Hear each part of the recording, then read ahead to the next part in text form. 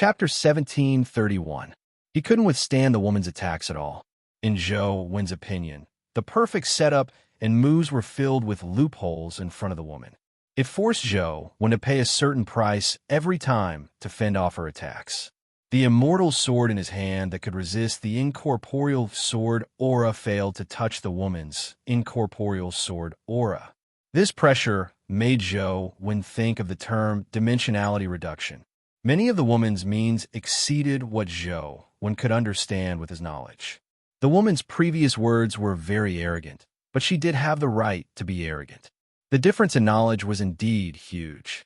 I can't take it anymore. If this continues, I won't be able to last until Shiyu completely analyzes the incorporeal sword aura. Zhou Wen's injuries increased as his heart turned colder. The woman was like an omnipotent god. No matter how Zhou Wen's strength and techniques changed, she seemed to be able to see through everything. Furthermore, she could see through Zhou Wen's painstaking setup. Just as Zhou Wen was about to be struck by the incorporeal sword aura again, his figure suddenly vanished and he appeared on the other side of the mountaintop. The woman was slightly taken aback. This time, she didn't immediately predict where Zhou Wen would appear, nor did she immediately attack.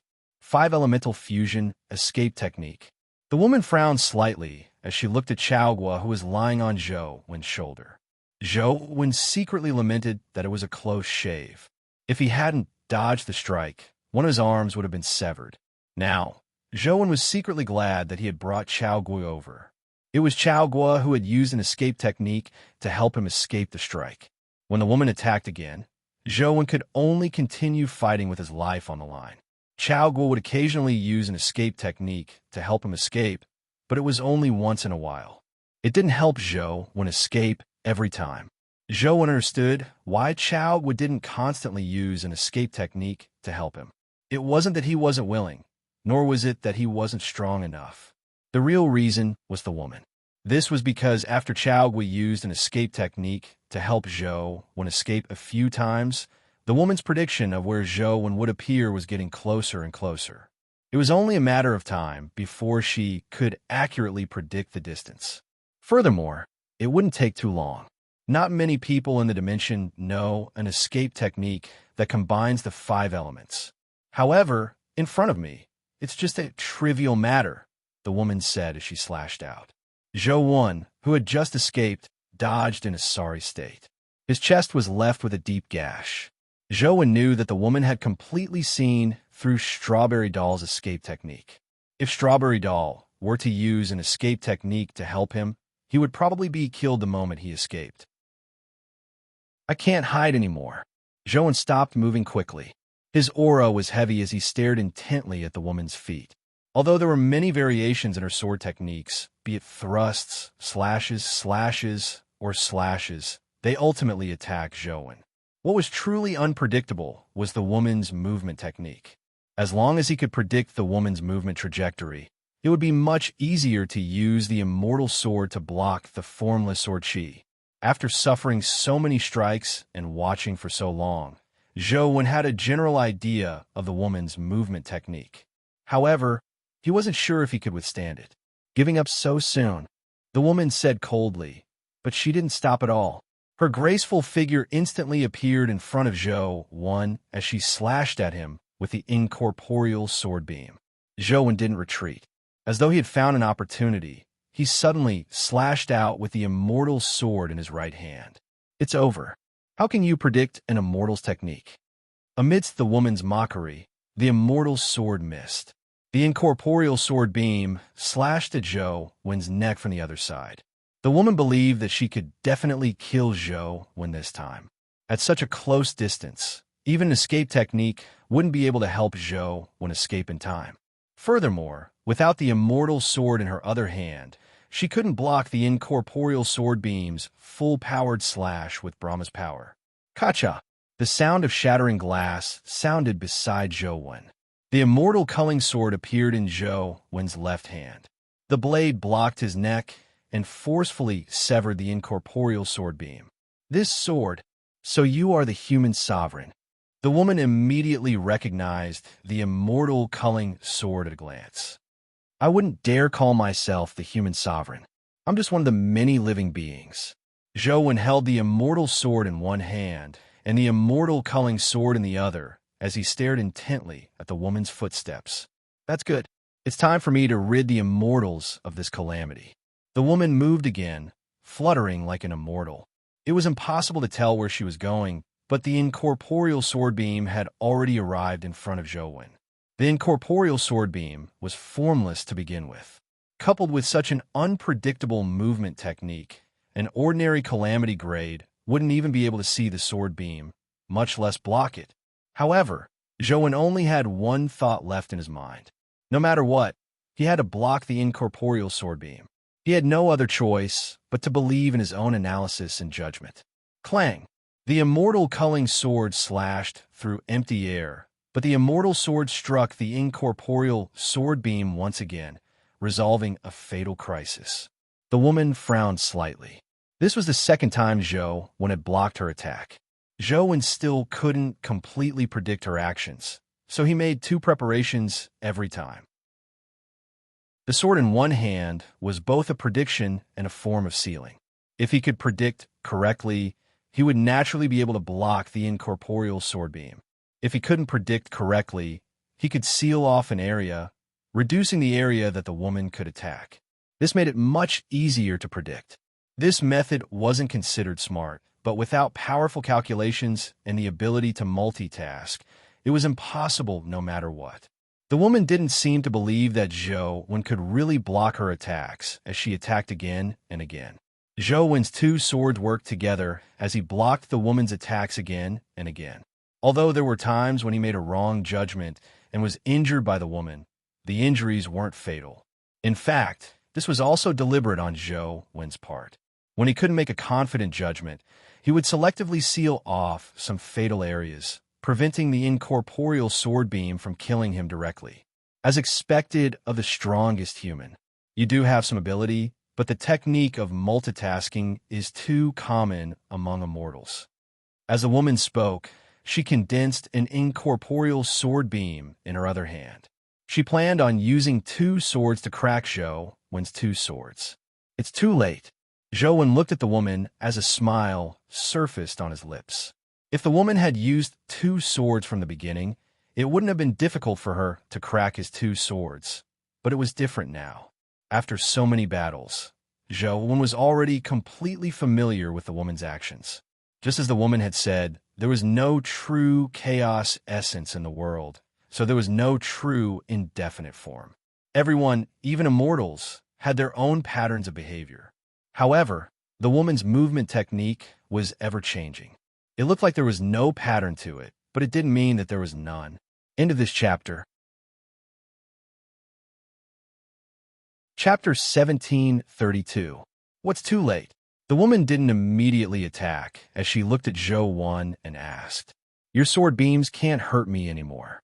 Zhou's emotions eased as his body seemed to relax. The two swords in his hands casually hung to the ground. "It's good to have confidence, but blind confidence will kill you," the woman said indifferently. She didn't take Zhou's words to heart at all. She even treated it as a joke. Previously, Zhou had been able to block her attack because he had used the two immortal swords to restrain immortals. He had to sacrifice his body's pain to barely survive. Now that Zhou said that her sword couldn't hurt him again, the woman naturally didn't believe him. "Haven't you always wanted my life? What about now?" Zhou asked. "All right." The woman said yes before brandishing her swords without a word. With both swords moving at the same time, even if Zhou could block one of the incorporeal sword beams, the other incorporeal sword beams would definitely be able to kill him. Clang! However, the sound of two sword beams being sliced entered her ears. The two immortal swords in Zhou's hands had accurately slashed at an incorporeal sword beam, slicing it apart. Impossible! The woman didn't believe such a thing as she condensed her sword beams to attack Zhou again. She didn't believe that a calamity grade like Zhou could see through her sword techniques. Although her strength was only at the calamity grade, her consciousness and realm were at the apocalypse grade. It was impossible for a calamity grade to see through her sword techniques. However, The following battle forced the woman to recognize reality. Her sword techniques had really been seen through, or rather, her movement techniques have been seen through. No matter how the woman's movement techniques and sword techniques changed, the two swords in Zhou Wen's hands could accurately find the two incorporeal sword beams. Instantly, the two of them exchanged more than 10,000 strikes, but the incorporeal sword beams in the woman's hands failed to injure Zhou Wen. What's going on with this human? The way the woman looked at Zhou Wen changed. She found it unbelievable that a human could have such terrifying combat strength and talent. I told you that your sword beam can't injure me anymore. Zhou Wen's mind turned calm. The difference in levels was just a difference in knowledge.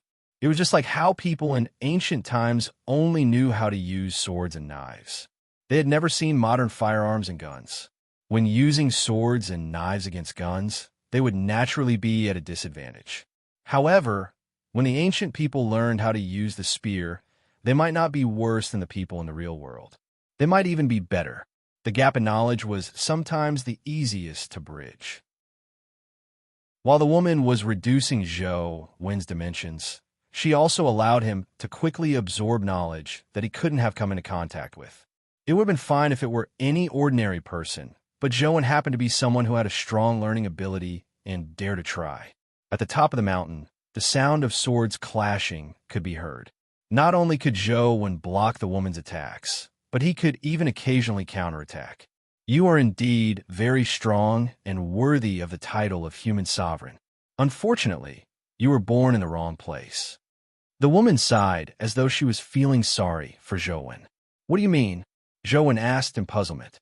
If you were born in a large clan in a dimension with such talent, you would definitely be the lord of a region and achieve supreme feats. Unfortunately, you were born among humans. Now, you are only at the calamity grade. If you want to advance to the apocalypse, I'm afraid you still need a long way to go, but you don't have the time, the woman said with a look of pity. So what? I'm still young. I have plenty of time. I can afford to wait, Zhou Wen said. No, you can't afford to wait because you have to die here today. Although I'm beginning to admire you, you can't be used by me. I can't allow you to live in this world. Otherwise, you will definitely be a huge problem for my immortals in the future. The woman spoke sincerely. She admitted Zhou Wen's talent and abilities. Even she was very afraid of him. Should I thank you for your praise, or should I hate you for wanting to kill me? Zhou Wen said with a twitch of his lips. There's no need for either. Death is like an extinguished lamp. Apart from life, everything else is illusory and unrealistic. It's like the Buddha race's cultivation of reincarnation is just a lie to themselves. You don't need to thank me, nor do you need to hate me. Just do your best to live one more minute, one more second. Even if it's one more instant, it's good. The woman paused for a moment before saying, a person like you shouldn't die like this, but you're just a human. Tell me, do you have any unfulfilled wishes? Perhaps I can help you fulfill them. You make it sound like I'm doomed. Zhou Wen wasn't angry. As he spoke, he fought the woman. He wanted to understand more about the woman's movement techniques, sword techniques, and incorporeal sword chi. Yes, I've already decided to kill you, so you will definitely die. The woman suddenly retreated and stood there looking at Zhou Wen.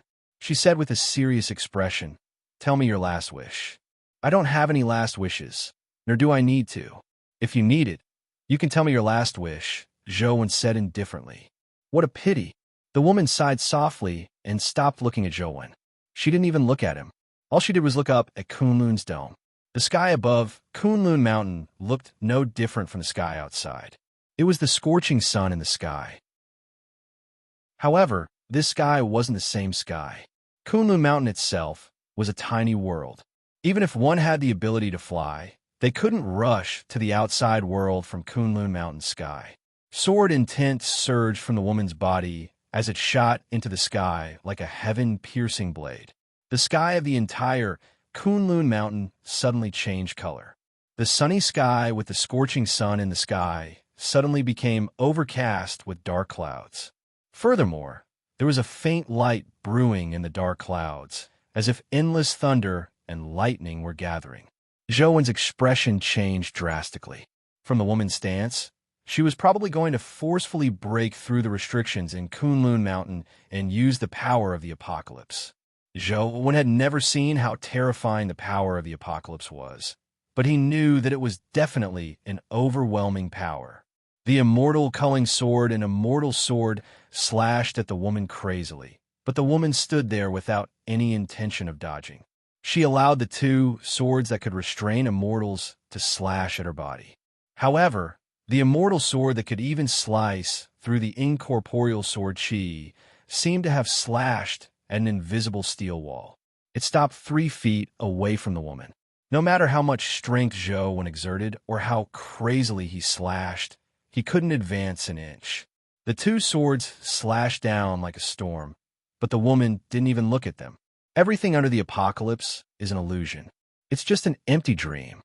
The woman retracted her gaze from the sky and slowly looked at Zhou. In a chapter. Chapter 1733. Is the power of the apocalypse really that invincible? Zhou was alarmed. The immortal culling sword and the immortal sword had the effect of restraining immortals. Coupled with his full-powered attack, he couldn't even get within 3 feet of the woman. Escape. This was the only thought left in Zhou's mind. He ignored everything and rushed down the mountain, but his body seemed to sink into the void. He found it difficult to exert any strength. The feeling was extremely strange. It was as though everything around him had turned into a void. There was nowhere for him to borrow strength, and with nowhere to borrow strength, he naturally couldn't move. No, it should be said that it was a state even more terrifying than a void. Even he himself seemed to have become an illusory existence. Everything in the apocalypse will return to nothingness. To be able to die under the power of the void tribulation, you could be considered the first human in this world. There shouldn't be any regrets. The woman looked at Zhou like a god. Although they were standing at almost the same height, the woman had the aura of looking down on Zhou. The void tribulation? Zhou stared at the woman without a word as he looked at the lightning that was brewing in the sky from the corner of his eye. He knew that the woman definitely couldn't maintain such strength for long. Using the power of the apocalypse in Earth's Kunlun Mountain would definitely put her under immense pressure. If too much time passed, even if Zhou didn't take action, the woman would be destroyed by the power of the restrictions. The problem was if he could last that long. The power of the apocalypse tribulation was already difficult for him to resist. He continuously switched to several essence energy arts, but he was unable to escape the restraints of the void power. The face of Chao Gua, who was sprawled on Zhou's body, turned red as though he was trying his best to use an escape technique. However, just like Zhou, no matter how hard he tried, he couldn't escape, much less escape with Zhou. Earth's restrictions are more powerful than I imagined. From the looks of it, I don't have much time left. It's time to end this. The woman looked at the lightning in the sky and couldn't help but frown. It's time to send you on your way. The woman looked at Zhou and was about to kill him when she suddenly heard the cry of a phoenix coming from the side of the mountain. The phoenix that had been repelled by the woman flew up the mountainside like a rainbow. Instantly, it reached the mountaintop and charged at Zhou, who was standing there immobile. The woman didn't stop the phoenix when she saw it charge at Zhou, as though she had the intention of finishing it off. The phoenix on the mountain isn't dead. What was it trying to do? Several thoughts flashed through Zhou's mind. Before Zhou could figure out, the phoenix had already rushed in front of him. However, its target wasn't him, but the immortal sword in his hand. You still want to snatch the immortal sword at this time? Even if you snatch the immortal sword, will that woman let you off? Zhou would imagine that the phoenix wanted to snatch the sword. However, what happened next left Zhou somewhat alarmed. The phoenix slammed into the immortal sword, and its entire body seemed to melt as it rushed into the immortal sword. Because of the integration of the phoenix, the originally bloodstained immortal sword immediately released 7-colored light. When the phoenix completely integrated into the immortal sword, the 7-colored divine light on the immortal sword blossomed like a 7-colored sword sun. So that's how it is. No wonder I have never seen the sword light of this sword before. It turns out the sword light of the immortal sword has transformed into a phoenix. Seeing that, the woman was not shocked. Instead, she was overjoyed. Even if the immortal sword had a sword light, it was useless. The owner of the immortal sword was no longer the immortal who had slain all the immortals. A calamity grade holding an immortal sword with a sword light wouldn't be able to unleash too much strength. This way, it would benefit the woman. Snatching a complete immortal sword was naturally more valuable than an immortal sword without a sword light. Just as the woman was rejoicing, she heard a strange cry. In the distant sea of clouds, a strange white bird rushed towards the mountain. When the woman saw the strange bird, she was slightly surprised. She didn't recognize what the strange white bird was.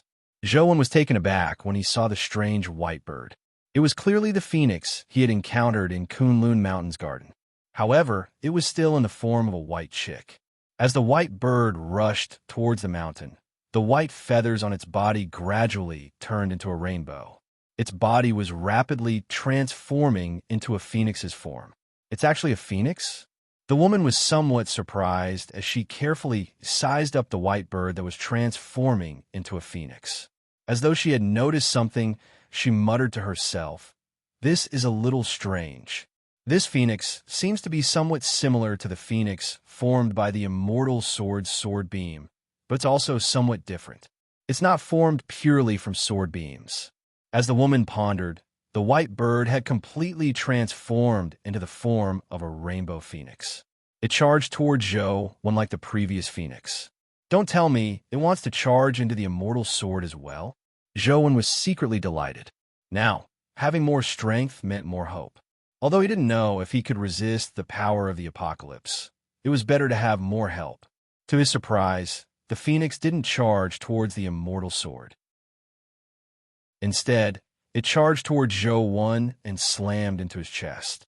The rainbow light imprinted itself on Zhou's chest like a colorful phoenix tattoo.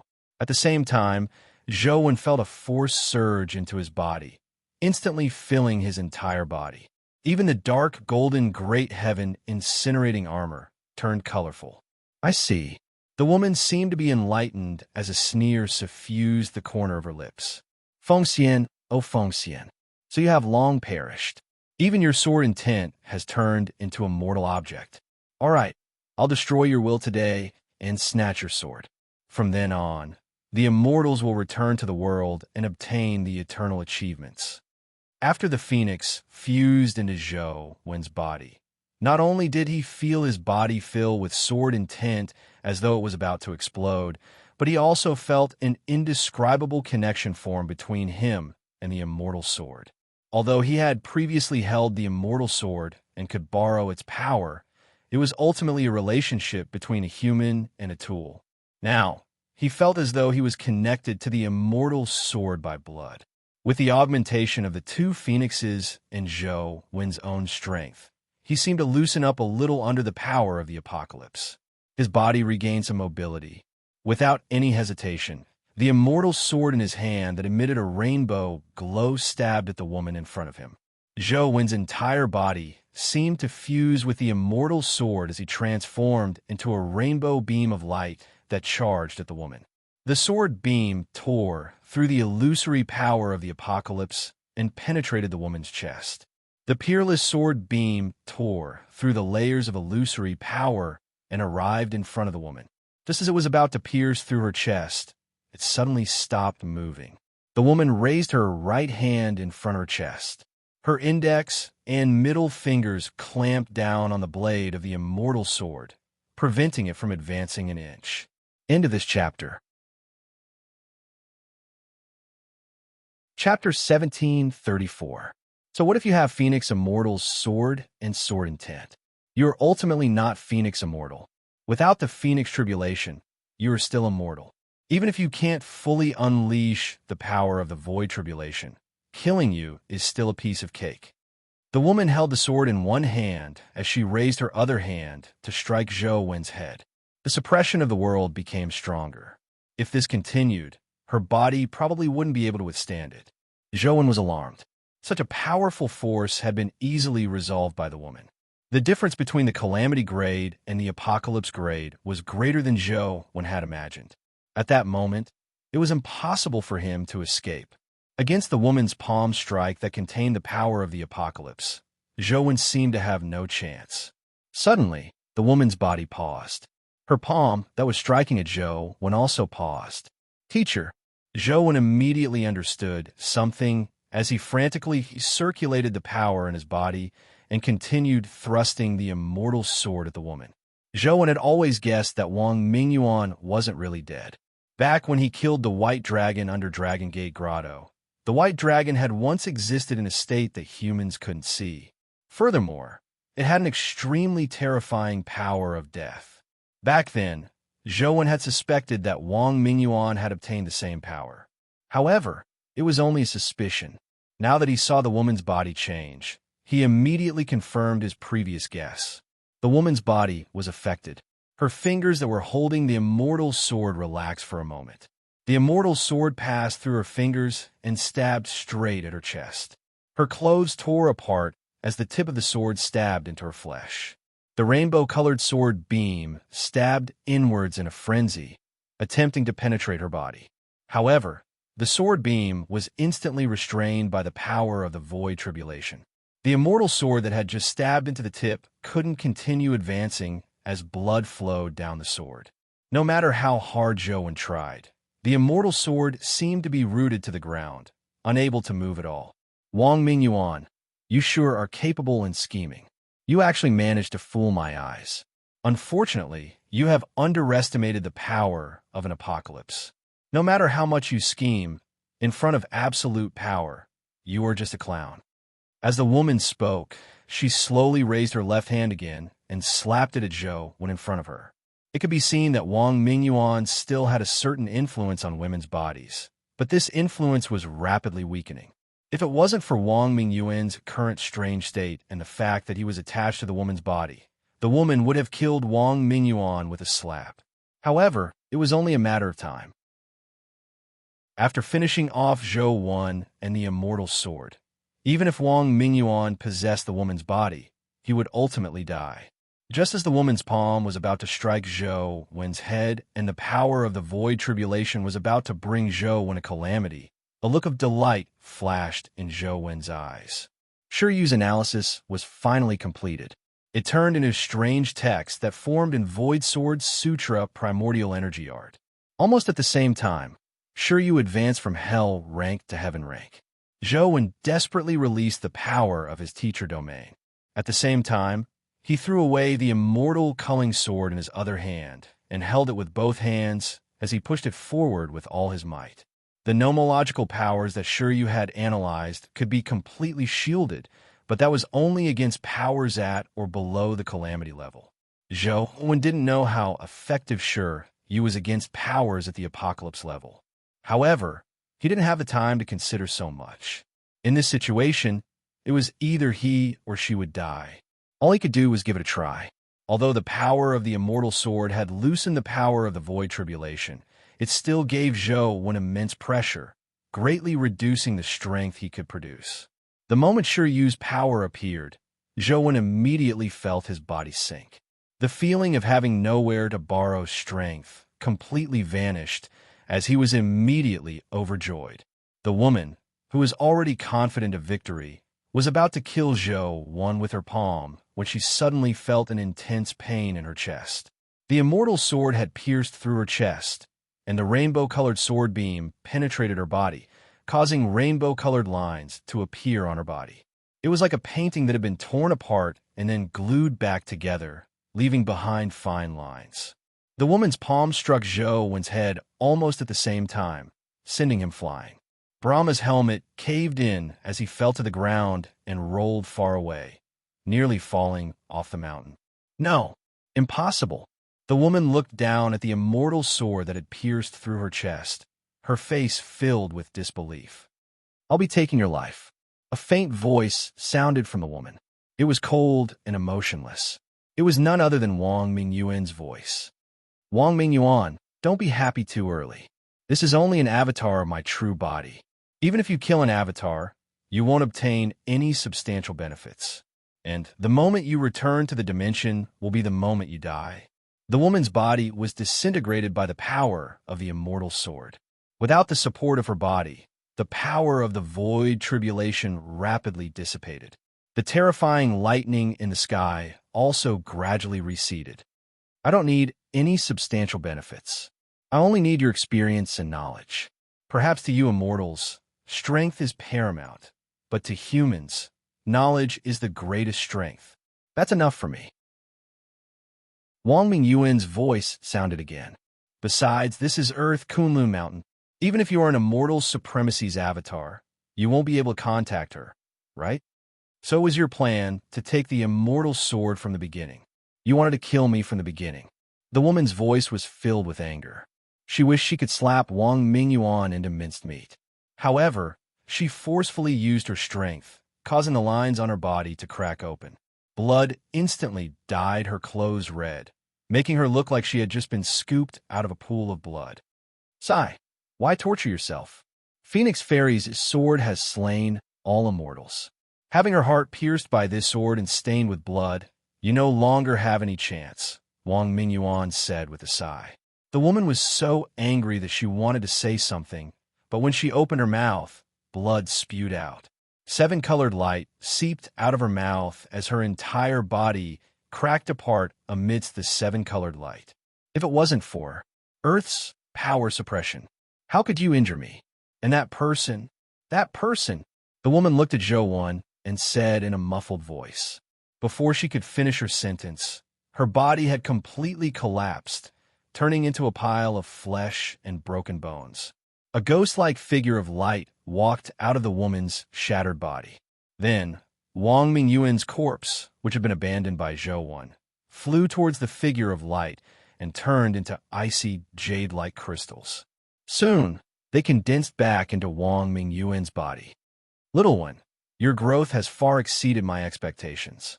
Wang Mingyuan smiled at Zhou. Chapter 1735. Teacher, are you still you? Zhou looked into Wang Mingyuan's eyes and slowly asked, What am I? Wang Mingyuan picked up the sword on the ground and handed it to Zhou. He continued, In different environments, there will be different versions of me. I was born in an isolated mountain village. I was a villager. In school, I was a student. In the army, I was a soldier. After becoming a commanding officer, I became a leader. All of these can be me, but the content and views of every period are different.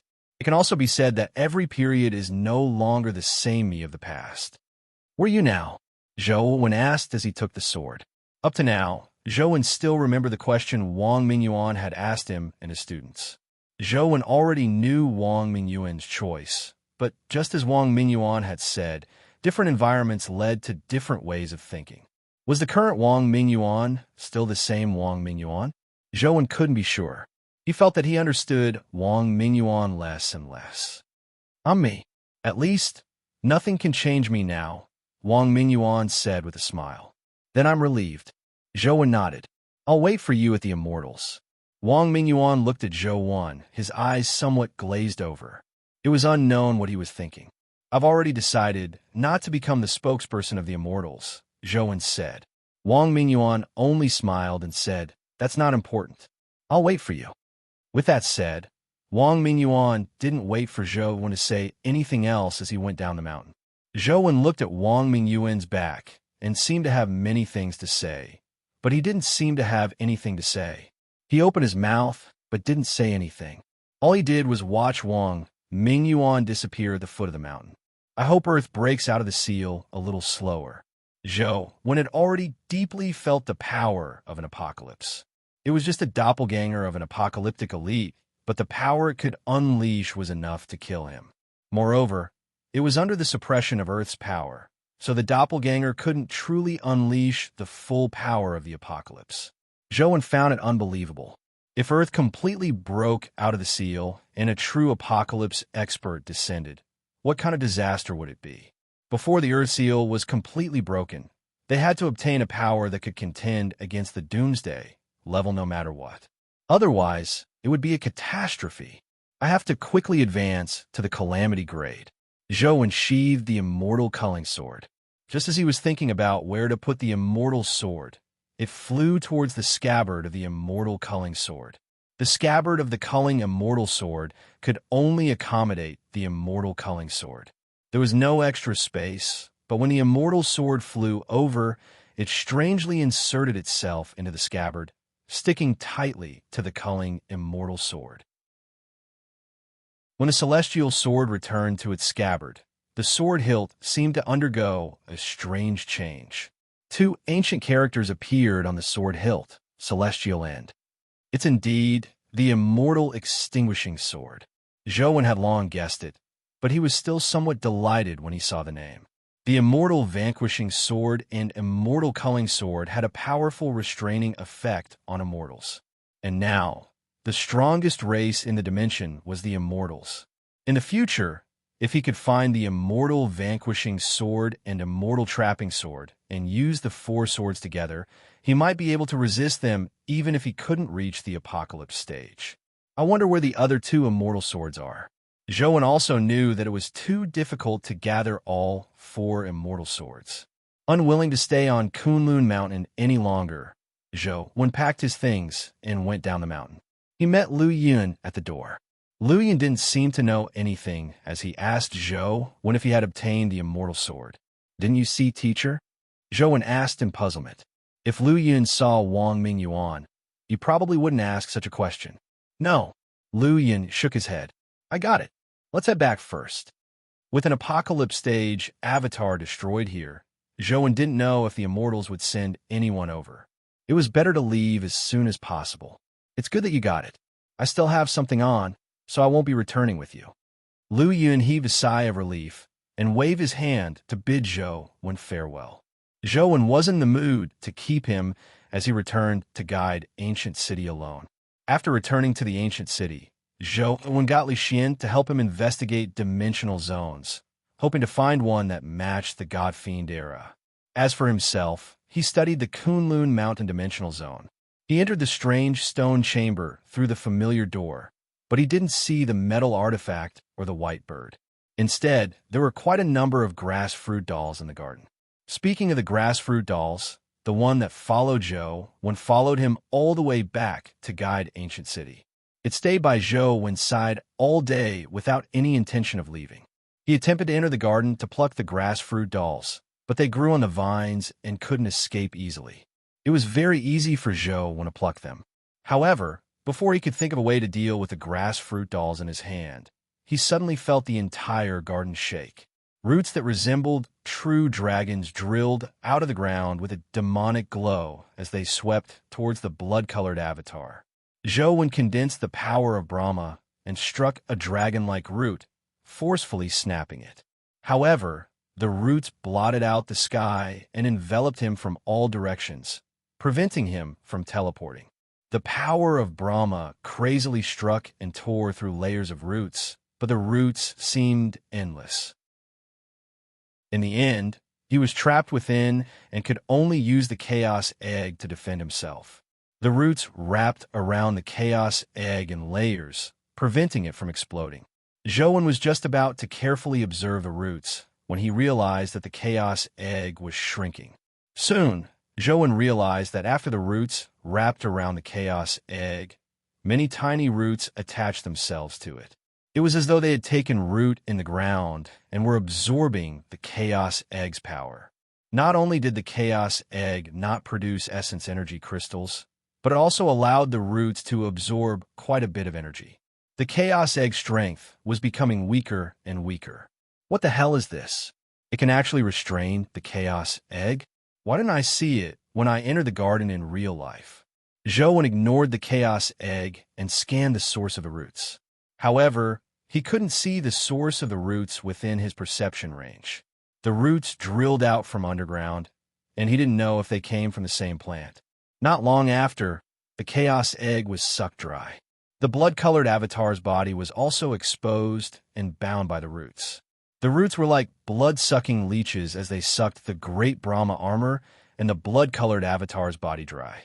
The game screen went black. This thing is at the apocalypse stage, right? Zhou was alarmed and puzzled. End of chapter. Chapter 1736. After dripping his blood to revive, he entered the garden again. After a few probes, Joan realized that as long as he didn't touch the flowers and plants in the garden, the strange roots wouldn't appear. As long as the plants were injured, the roots would immediately appear. What was even more terrifying was that there were unimaginable numbers of roots. No matter how many roots Joan severed, he would only be trapped by them. Furthermore, they could absorb any energy. As long as he was trapped, it was equivalent to death. No defensive skills could withstand it. Joan temporarily gave up on the idea of obtaining benefits from a garden and went to the huge canyon in Kunlun Mountain. There were many spores in the canyon. These things were most suitable for Tai Sui and primordial spore to grow. However, he didn't know if primordial spore's level was too low. After releasing Tai Sui and primordial spore, Tai Sui immediately pounced towards the spot with the most spores like a glutton that had seen a feast. Primordial spore wasn't that anxious. It circled the blood-colored avatar for a while before flying towards a fist-sized red fungus and burrowing into it. Sue, E, and Professor Gu were doing a show, but this time, the show wasn't a battle scene, but a countdown on the Rubik's Cube. The Big Dipper Dimensional Zone had already entered its countdown. There was less than an hour left. Professor Gu, there's less than 50 minutes left. Up to now, no one has challenged the Polaris Palace. Human Emperor's first place might very well last until the end. Sue, E said excitedly. Don't. Beauty Sue, don't ask Sect Master that. If he were to say something else, Human Emperor would be in danger. The bullet screen was filled with wails. Sect Master, please don't milk Human Emperor. Beauty Sue, you're trying to kill my Human Emperor. What kind of grudge is this? Professor Gu's face darkened as he looked at the screen full of requests for milk. He cleared his throat and said, among the current spokespersons, the strongest are Mo and Kalamon. However, their strength isn't enough to break through the hidden Polaris Palace dimensional zone. Unless a new expert appears, Human Emperor's first place should still be stable. When Professor Gu said this, his heart was also beating like a drum. Human Emperor, you have to be steady. Whether we can wash away the reputation of being a toxic healer depends on you. Professor Gu had flipped over so many times before, but Human Emperor was the only one who could not die no matter how much he healed him. He had never dropped the ball before. Now, he finally understood. He grabbed on a Human Emperor and desperately healed him. He wanted to rely on Human Emperor to turn the tables. Of course, calling it milk was also a normal analysis. The more Professor Gu said this, the more flustered the people watching the show became. Many people who hoped that Human Emperor could win first place now understood in their hearts. Time ticked by. In the last 10 minutes, no one had entered the Rubik's Cube. It seems that the first place of Ren Huang is secured. Professor Gu secretly breathed a sigh of relief and said such a sentence. But just as he finished speaking, the Rubik's Cube screen suddenly changed. Someone had entered the Big Dipper Palace to issue a challenge. It's over, it's over. The sect leader has shown his might. Our Human Emperor is in danger. F***CK. The sect master's desire to destroy the Human Emperor has yet to die. Who the hell is challenging it this time? I'm so flustered. Professor Gu's heart also skipped a beat. He quickly took a closer look and found that the person who had entered the Big Dipper Palace was Mo He, who was currently in third place. Although Mo He is very strong, it should still be a little difficult for him to challenge the hidden North Star Palace. After all, before this, he had not even passed the Army Destroyer Palace. Professor Gu quickly said when he saw that it was Mo He. Sect leader, please stop talking. The bullet screen was filled with pleas for him to let go. Why is Mo He challenging again at this time? Does he have the confidence to break the hidden North Star Palace? Su, he was also nervous. Although Mo He was also considered a human powerhouse, Su, he still hoped that Human Emperor could win first place.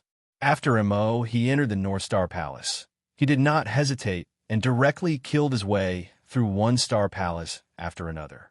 It seemed that he really intended to go to the hidden North Star Palace. Everyone's hearts were in their mouths. After a while, they saw Mo He rush into the Army Destroyer Palace.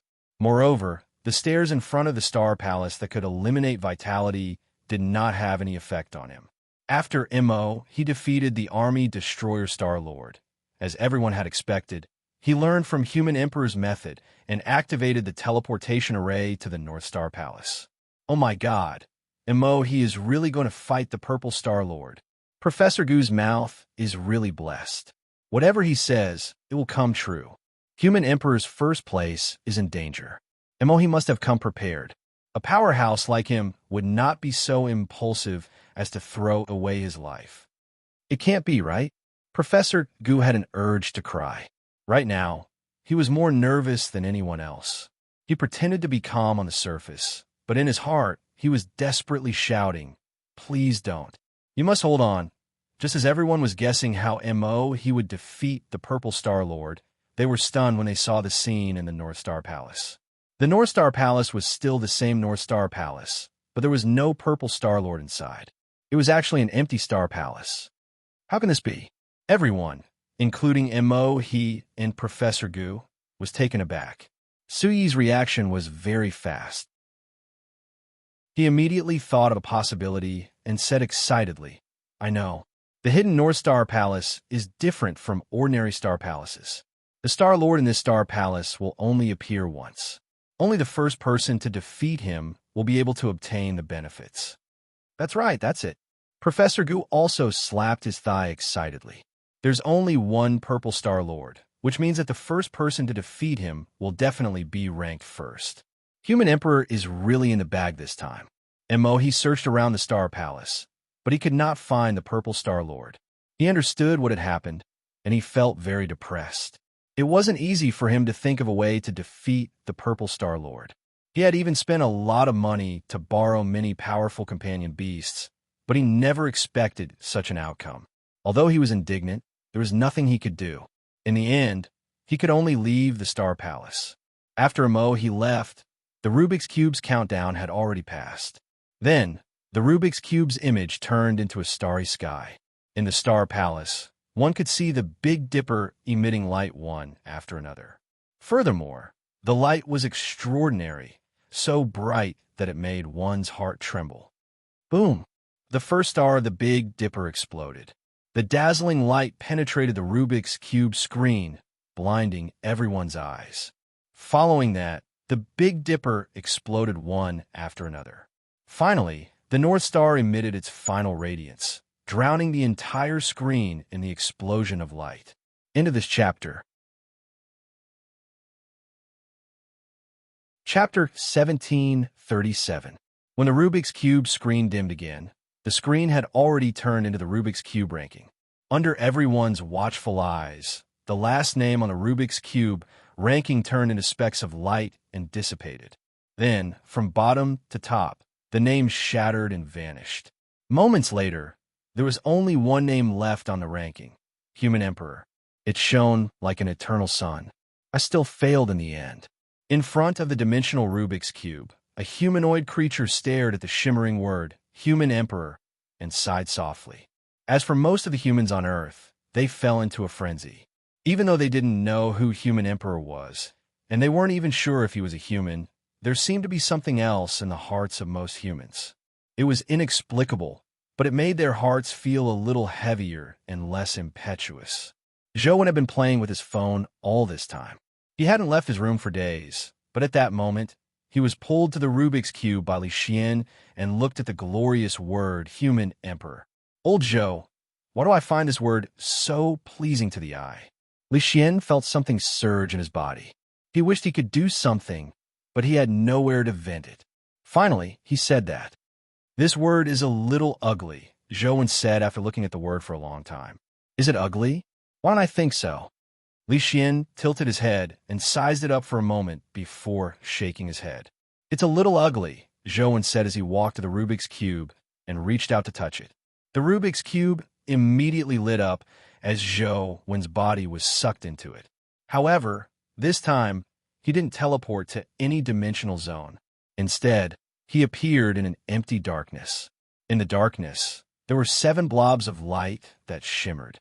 Upon closer inspection, he realized that they were 7 companion eggs of different shapes. Are these the Big Dipper companion eggs? Zhou looked at the 7 companion eggs. Although he knew that they were likely his, he couldn't feel happy. With the Big Dipper shattered, companion beasts were born. If Earth's companion beasts were to appear in the future, the outcome of the Big Dipper would be the outcome of Earth. As Zhou was pondering over it, the 7 companion eggs glowed brightly at the same time. All of them trembled as though they were about to fly toward Zhou. However, when they really moved, they didn't fly toward Zhou. As though they were attracted by an invisible vortex, they spun around the center of the void. As they spun faster and faster, the light on their bodies turned into meteors that flew toward the center of the vortex, and the light on their bodies became weaker and weaker.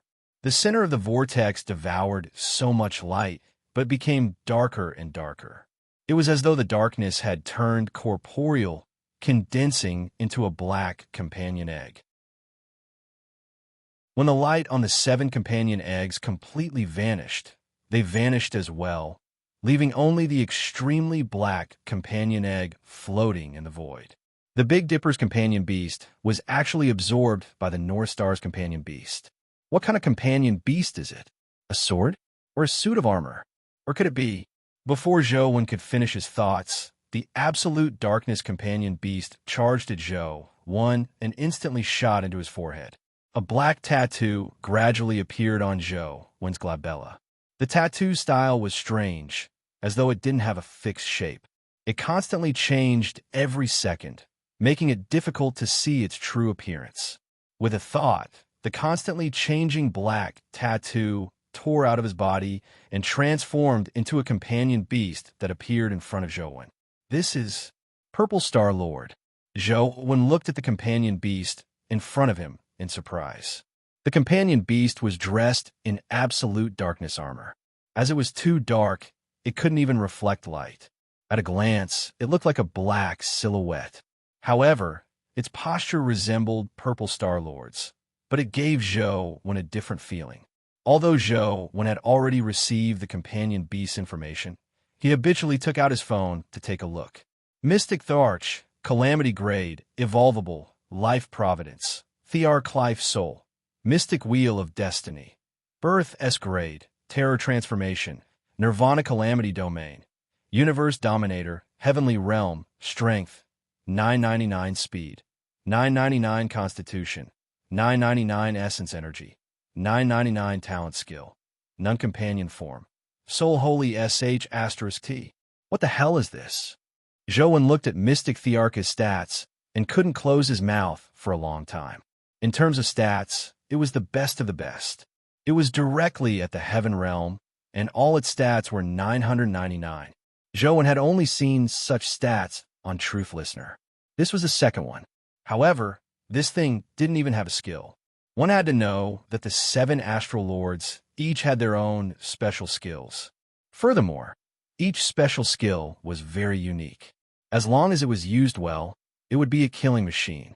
There was no need to mention Purple Star Lord. Just the Heavenly Cycle Stellar Array was endless. This thing gathered the characteristics of 8 planets' companion beasts, but it didn't have a single skill. Wasn't that a pure strength-type companion beast? Zhou already had Truth Listener, so no one would complain about having too many top-notch companion beasts. However, it was repetitive after all. Furthermore, no matter how strong a power-type companion beast was, it was probably not stronger than Truth Listener. It was impervious to all Dharma, and this thing didn't have such an ability. It was easily affected by all sorts of taboo powers, and its powerful strength might not be able to be used in actual combat. You should at least give me 2 skills. Even without the Heavenly Cycle Stellar Array, any 2 of the other Astral Lords' damage reflection and book prison powers would do. Zhou was somewhat depressed, but he knew that Mystic Tharch definitely had his advantages. As Zhou received the Mystic Tharch companion beast, the word Human Emperor on the Magic Cube's screen finally dissipated. The Magic Cube screen gradually darkened and returned to its dead silent state. Everyone believed that the matter was over. Some people had already planned on switching off their phones to do something else. Even the livestream program was preparing to switch to the host and guest comments. However, to everyone's surprise, the Magic Cube that had just darkened, suddenly lit up again. Everyone looked at the scene in astonishment, unsure of what had happened.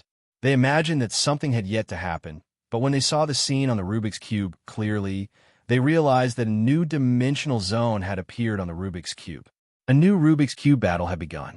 Why did a new dimensional zone appear so quickly?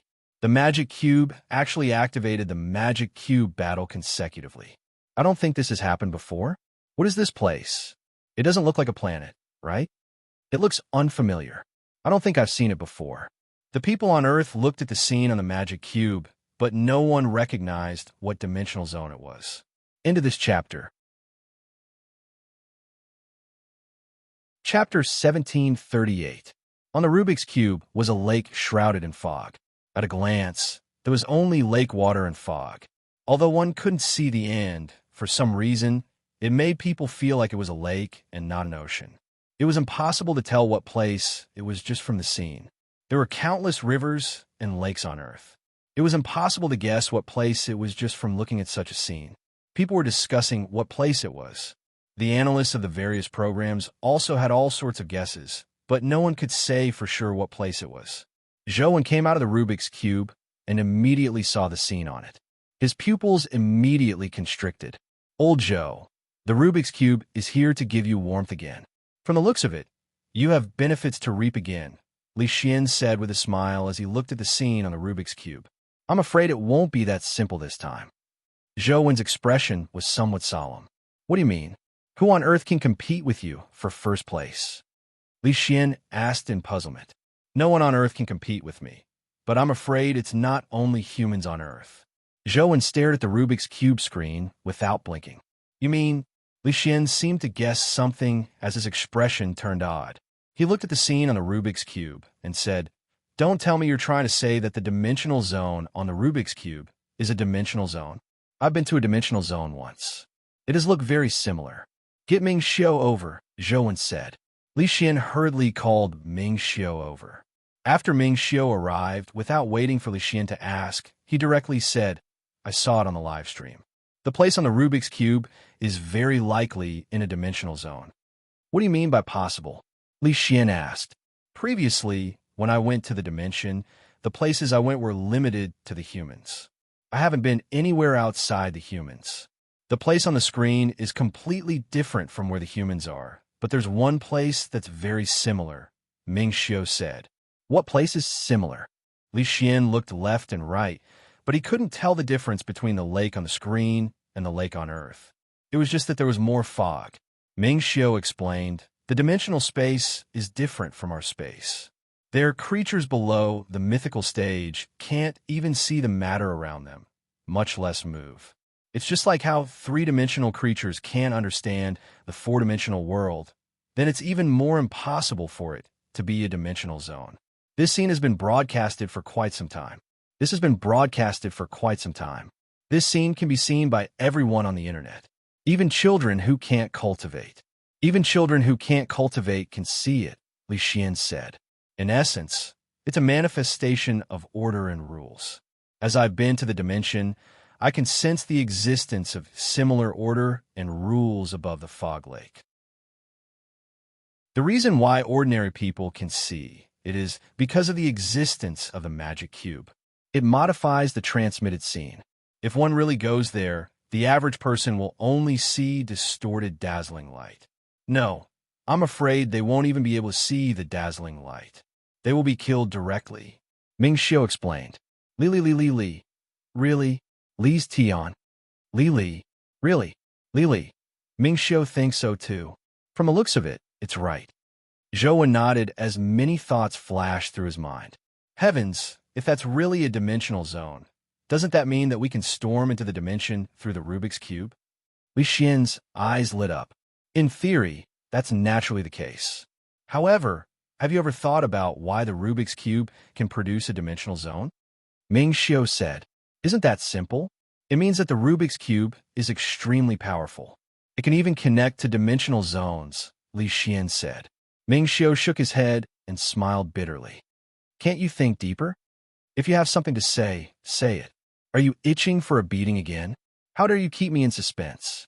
Li Xian snorted coldly. What if the dimension is a dimensional zone? Ming Xiu asked. Li Xian was taken aback when he heard that. His expression turned ugly as he said after a while, "That's impossible, right? The possibility isn't high. But what if it is?" Ming Xiu said with a bitter smile. "Even if it isn't, this dimensional zone is in the dimension.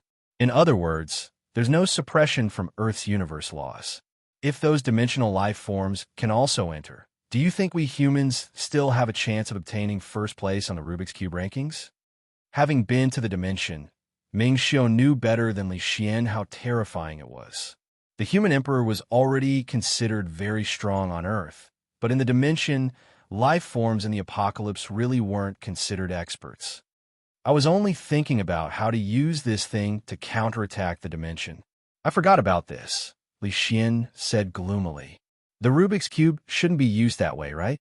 If those freaks from the dimension can also be ranked, then we humans won't have anything to play with." "No, those life forms from the dimension will definitely be ranked." Zhou sighed. Didn't the dimension control the Rubik's Cube in the past? Although it's obvious that they can't really control the Rubik's Cube, it's certain that they can enter it.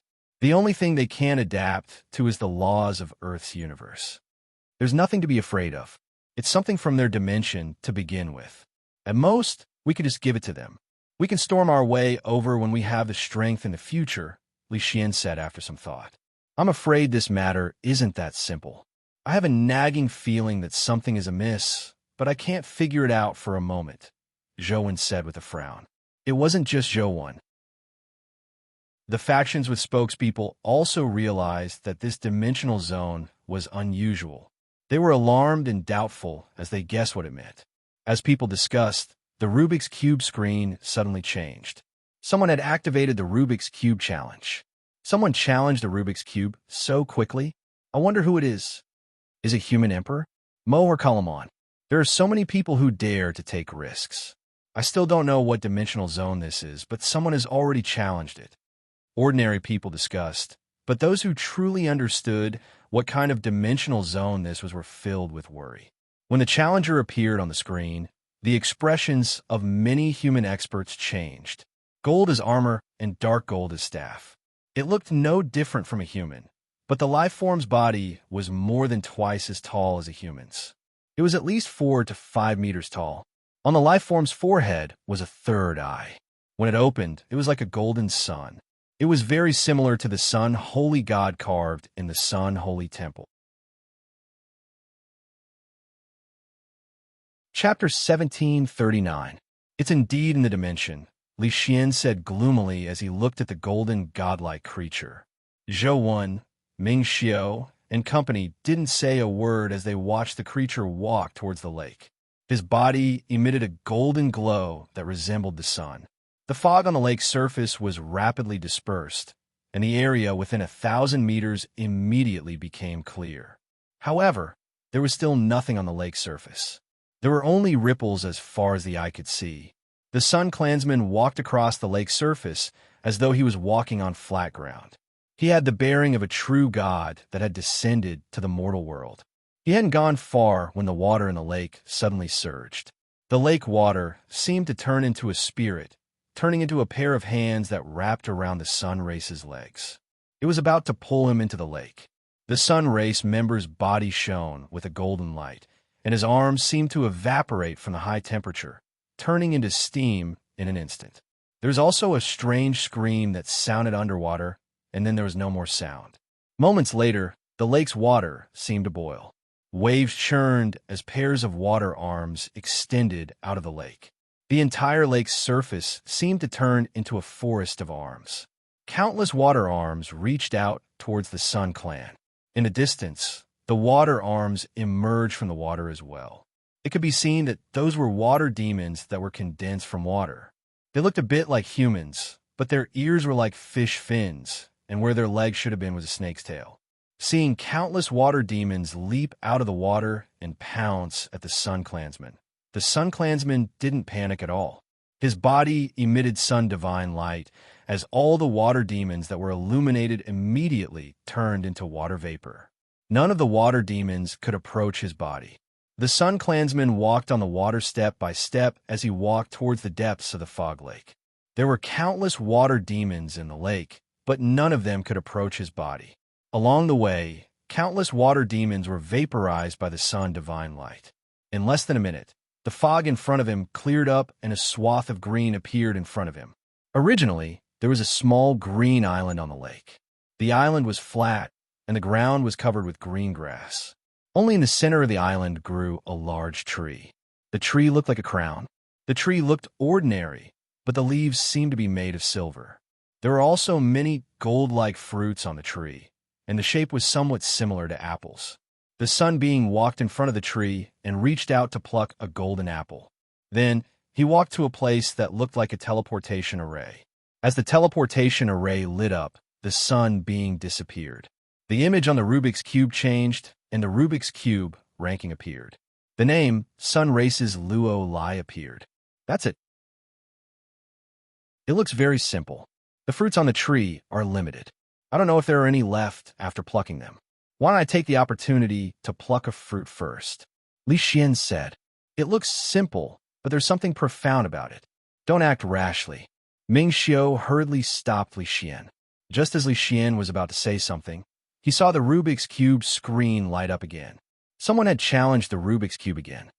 It's the representative of the family of gods, Rady. Li Xian immediately recognized a human whose entire body was burning with flames.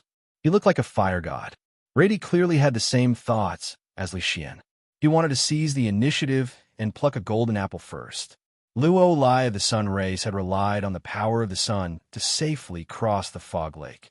His power of fire and the power of the sun were both blazing yang powers, so he believed that it wouldn't be difficult for him to deal with the water demons. However, when he landed on the lake's surface, his body sank into the lake. Luo Lai's face revealed a look of horror, as though he was struggling to fly up. However, it was useless. His body, which had long been engulfed in flames, quickly sank into the lake. All one could see was a blob of red light gradually dimming in the lake before disappearing moments later. The Rubik's Cube returned to the ranking, and there were only the names of the Sun Race on it. Li Xian's expression was extremely ugly as he said with lingering fear, "That was close. That Rady is at the calamity grade after all. He also has the power of fire that can restrain water, yet he died just like that. Thankfully, I didn't go." It wasn't just Li Xian who felt lingering fear.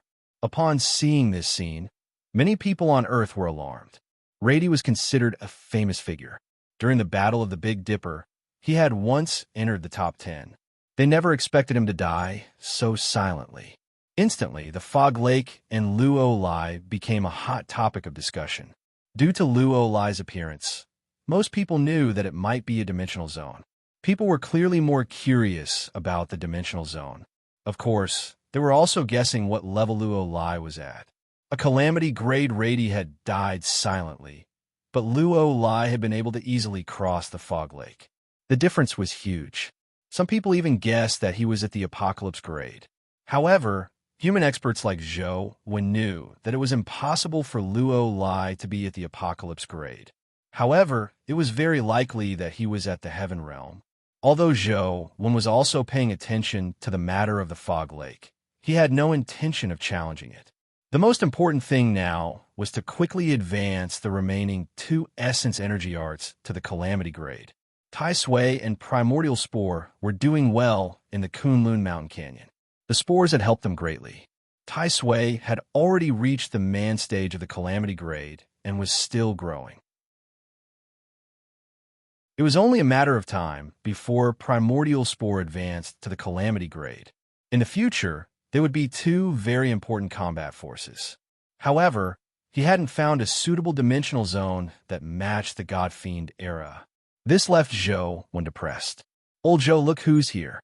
On this day, Zhou Wen was studying the dimensional zone information in his hands when he heard Li Xian's voice from afar. "Wang Lu." Zhou Wen went out and saw Li Xian and Wang Lu walking over side by side. "Zhou Wen, why don't you look any different? Even a woman like me is a little jealous." Wang Lu sized up Zhou Wen and said with a smile. "You haven't changed much either," Zhou Wen said. Li Xian jeered. "Old Zhou, what's wrong with your eyes? Wang Lu has clearly grown up a lot, all right?" Not only did Li Xian emphasize the word big, but he also dragged it out. As he spoke, he even glanced at Wang Lu. Zhou couldn't help but follow his gaze. Wang Lu's face immediately flushed red as she slapped Li Xian's face, causing his face to turn to the side as his mouth contorted. This isn't fair. Old Zhou, you saw it too. What right do you have to hit me?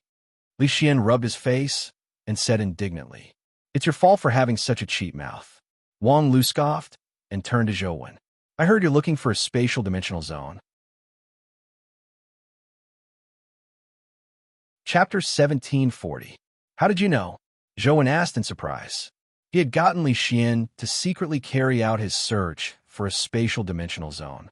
Although it wasn't an exaggeration to say that it was absolutely confidential, he didn't tell anyone else. I say, old Zhou, it's been so many years. Why haven't you improved at all? They're clearly keeping it closed all the time. Ouch. Before Li Xian could finish his sentence, Wang Lu pinched him. All right, you guys chat. I'll leave, all right? Li Xian winked at Zhou before turning to walk out. After Li Xian left, Wang Lu said to Zhou, I heard from Li Xian that you were looking for a spatial dimensional zone. I happened to encounter a special spatial dimensional zone recently. If you're interested, I can take you there to take a look. Just give me a call. Why did you make a trip yourself? Zhou asked. The corners of Wang Lu's eyes twitched as she couldn't help but have the urge to tap her fingers. However, she suppressed in the end and said to Zhou, that dimensional zone is a little special. It's not convenient to say it over the phone, so I came here myself. What kind of dimensional zone is it? Zhou hurriedly asked, as he was worried about this problem. Wang Lu was somewhat disappointed, but she still said, I still don't know the name of that dimensional zone. It's located in Lop. Zhou was slightly taken aback. He had heard of this place before. It was west of the East District. In ancient times, it was known as the Ear of Earth and the Sea of Death. It was said that many strange and bizarre things had happened before the dimensional storms descended. Yes, it's Lop. There aren't many dimensional zones there, but it's very strange. An elder of my family accidentally entered it and discovered a dimensional zone. Wang Lu explained the dimensional zone in detail. The elder of the Wang family had originally gone to the edge of the desert to search for a companion beast, but due to an accident, he lost his way and mistakenly entered Lop was already extremely dangerous in ancient times. After the dimensional storms descended, it became even stranger. Almost no one who entered by mistake could come out. The Wang family member originally believed that he was doomed, but to his surprise, he discovered a dimensional zone. After something happened in the dimensional zone, he actually walked out alive. The place he came out of was no longer the desert, but the sea at the other end. That sea was equally famous. It was the Bermuda Triangle, also known as the Devil's Triangle. This was because even the Wang family member himself couldn't explain what was going on. There were many experiences that even he didn't know what was going on. However, there were some key experiences that could confirm that he had experienced some special spatial force. There were no dimensional creatures in that dimensional zone, but no matter where he went, he would eventually return to the same place. This wasn't considered strange. What was strange was the mark he left behind. After realizing that he had lost himself, the Wang family member left a lighter in a spot and continued walking. After walking for an unknown period of time, he saw the lighter again. What was even stranger was that he realized that he had another lighter on him. He only had one lighter, and it had already been placed on the ground as a mark. It was impossible for him to have a second one, but when he saw his lighter, he subconsciously touched his pocket. There was another lighter inside. We took it out. It was identical to the lighter on the ground. He was given a fright. The Wang family member threw both lighters on the ground. After going around in a circle, he had another lighter in his hand. After circling around a few times, there was a pile of lighters in front of him. All the lighters were identical, be it their age or anything else. Even he couldn't tell which one was his lighter. In that case, it's probably not just spatial powers there. It might very well involve the power of space-time. Zhou thought for a moment and asked, How did he walk out? How did he end up in Bermuda? I don't know. Wang Lu shook her head and said, In the end, he couldn't hold on any longer and fainted. When he woke up, he was already on the beach. That's interesting, Zhou said after some thought. Our family plans on exploring that dimensional zone. If you're interested, you can come with us, Wang Lu said. All right, count me in. Zhou felt that this dimensional zone was quite unusual. Perhaps it could really match the God Fiend era. Even if he didn't enter, he could search for the tiny palm symbol. Even if it didn't match the God Fiend era, he had to make a trip to help Wang Lu. The two of them chatted for a while. After agreeing on a time, Wang Lu said that her family was preparing to explore the dimensional zone. She couldn't stay here for too long, so she returned to the Wang family. I say, old Zhou, are you stupid? Was your head kicked by a donkey when you were young? Li Xian was rendered speechless when he heard what Zhou said. What do you mean? Zhou frowned. Li Xian sighed and said, You're a beast. You wasted Wang Lu's good intentions. What about me? Wang Lu wants to explore that dimensional zone. Didn't I agree to help her? Zhou said. She needs your help. Are you shameless? With Wang Lu's luck, does she need your help? And do you know what that thing she said means? If she leaves something behind, another thing will appear. Furthermore, it can be replicated infinitely. If it wasn't a lighter, but a high-level companion egg or skill crystal, do you know what it means? Li Xian wore an exasperated expression. I really haven't thought of that. Zhou was taken aback. He immediately understood the true value of the dimensional zone. Even if he didn't discover anything else inside, just using this strange phenomenon could produce unimaginable benefits. She placed a huge secret in front of you, but you still think you're helping her. Are you a beast? Li Xian couldn't help but curse again. In that case, I really owe Wang Lu a huge favor. I'll have to return it in the future, Zhou said after some thought. Li Xian was rendered speechless, as though he couldn't be bothered to say anything else to Zhou. Do whatever you want. Anyway, if you let Wang Lu down in the future, as a brother, I'll definitely stand on her side. With that said, Li Xian left. He was afraid that he wouldn't be able to resist beating Zhou up if he continued talking to him. End of this chapter.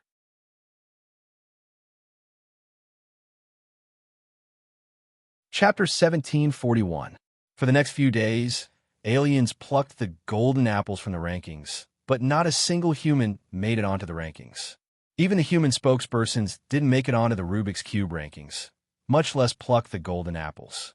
Even powerful spokespersons like Mo, he didn't challenge the Rubik's Cube at all.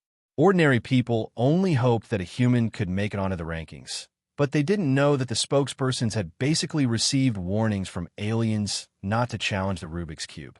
There were only a total of 37 golden apples on the tree. Seeing the number of golden apples constantly decrease, more and more people hoped that Human Emperor could fight and occupy a spot on the Rubik's Cube.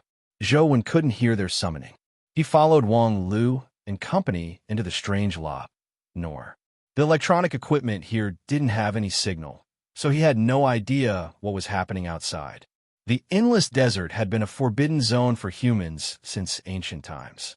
Once one got lost in it, they would die in a few days without the support of water and food.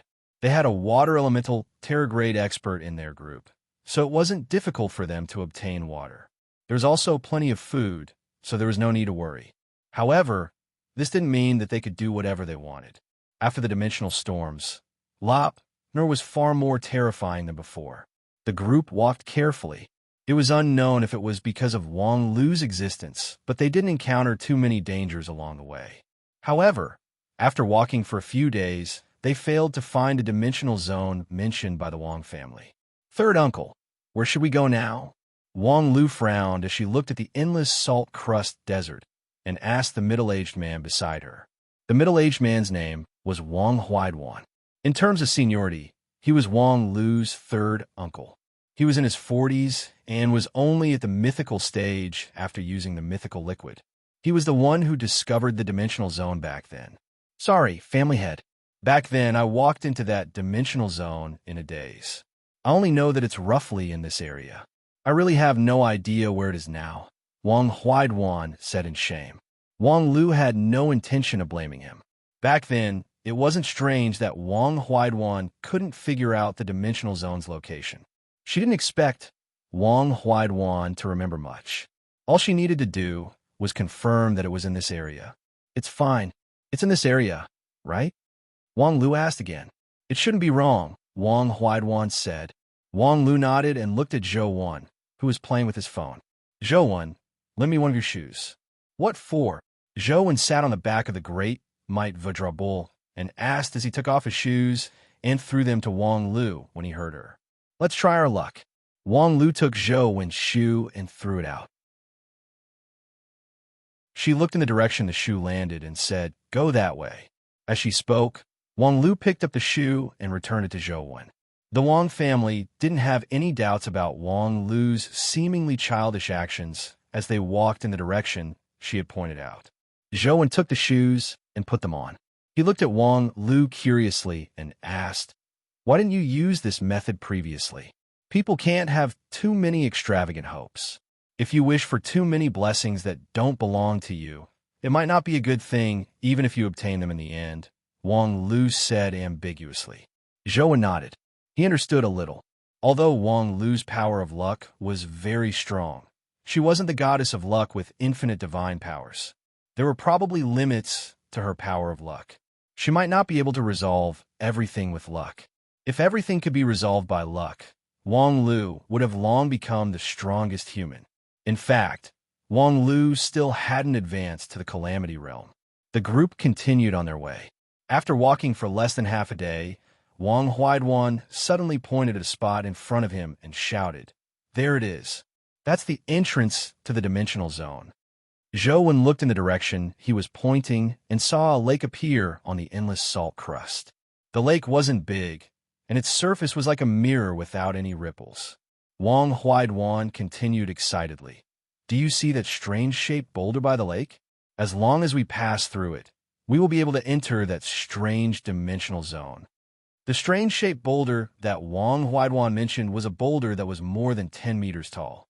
Perhaps because it had been ravaged by the sandstorm for a long period of time, there was a huge crack in the middle of the boulder that could allow two people to pass through side by side. Zhou Wan looked at the crack on the boulder. Through the crack, he could see the lake behind it. It didn't seem any different. Let's rest here for the night. We'll explore the dimensional zone tomorrow.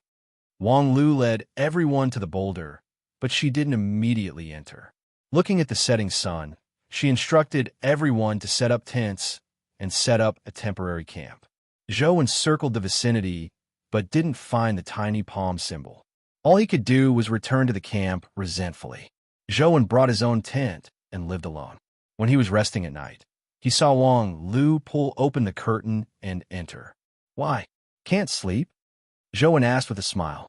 Wang Lu sat down and shook her head. I need your help with something. What is it? The reason Zhou didn't immediately agree wasn't because he wanted to consider the pros and cons, but because he felt that Wang Lu's request for his help was probably no trivial matter. He had to treat it carefully and not let her down. Wang Lu took out a box and placed it in front of Zhou Wan. Help me hold this. After entering the dimensional zone tomorrow, if everything goes well, place it in a suitable place. Could it be? Before Zhou Wan could finish his sentence, Wang Lu pressed her finger to his lips. It's good that you know. I'll leave it to you. With that said, Wang Lu got up and left the tent without staying any longer. Zhou Wan looked at the box in front of him and couldn't help but frown. If he guessed correctly, the box was likely an important treasure that Wang Lu had prepared. It was very likely a high-level companion egg.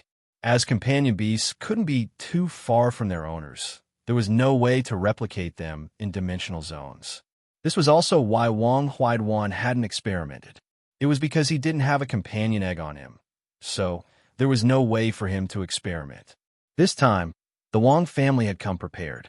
They must have prepared a very high-level companion egg or some other treasure. However, he didn't know why Wang Lu had placed the item in the box with him. Zhou didn't open the box to see what it was. He put it away and continued grinding the game dungeons. After an uneventful night, the Wang family packed their things the next morning and passed through the boulder in a grandiose manner. Zhou followed the team, and the moment he passed through the rift, the scene in front of him didn't seem much different from what he had just seen. End of this chapter.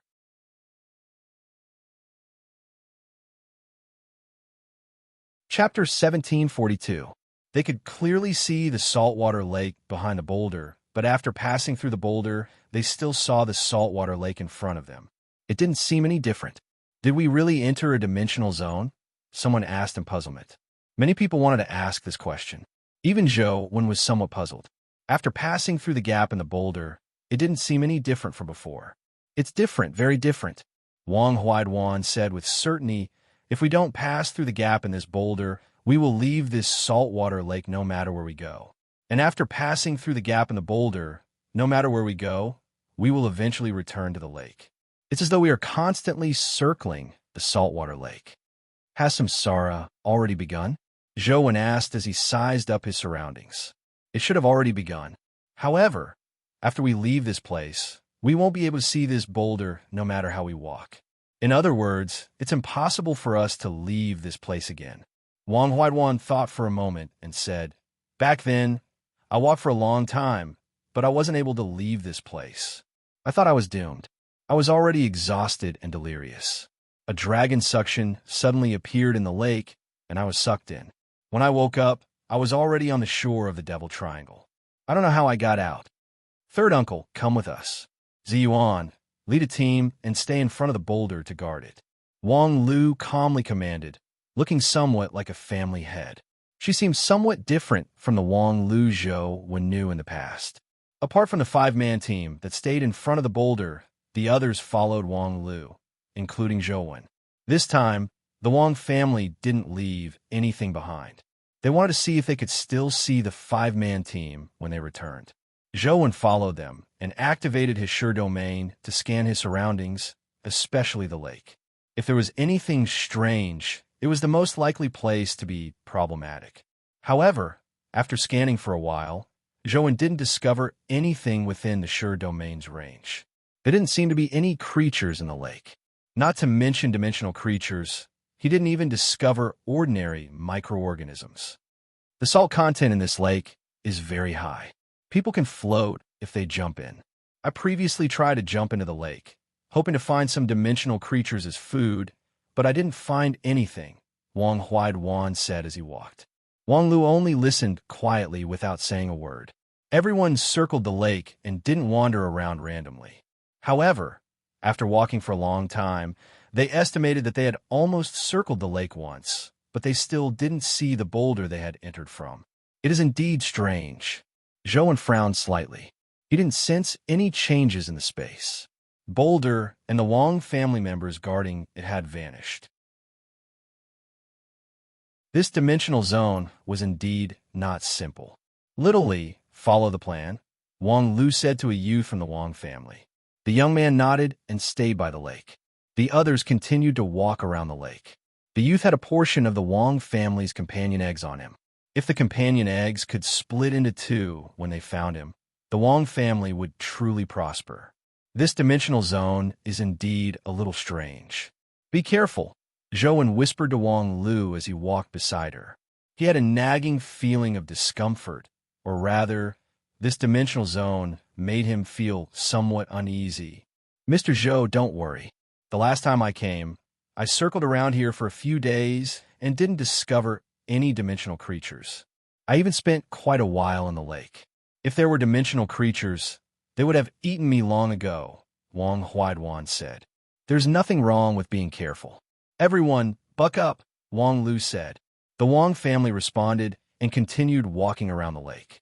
Perhaps Zhou was too sensitive, but he didn't encounter anything along the way. Zhou estimated that they were almost done circling the lake. He focused his gaze forward, hoping to see Little Li, who had stayed behind. He really saw him. Just like when they left, Little Li was sitting by the lake, fiddling with the sand in boredom. As Zhou watched, his expression suddenly changed slightly. Little Li is over there. After walking for a while, someone finally saw Little Li and shouted in pleasant surprise. Quick, let's see if the companion egg on him has turned into two. Everyone became excited as they quickened their pace and ran towards Little Li. As they ran, everyone's footsteps slowed down again, and an indescribable look of horror appeared on their faces. This was because they realized that there wasn't one Little Li sitting there, but two identical Little Li sitting side by side. The reason why Zhou Wen's expression changed drastically was that he had seen two little Lees. Furthermore, under the Sure domain, he couldn't tell which one was the real little Lee. Or rather, both little Lees were real. Can even replicate people? Despite being so close, Zhou Wen still couldn't tell the difference between the two little Lees. At this moment, the two little Lees also discovered Zhou Wen and company. They immediately got up and ran towards them. As they ran, they shouted, "Family head." "Oh no, something strange happened. There's another me." "No, something's pretending to be me." There was nothing wrong with what he said, but the problem was that the two little Lees said the same thing. Even their expressions were the same.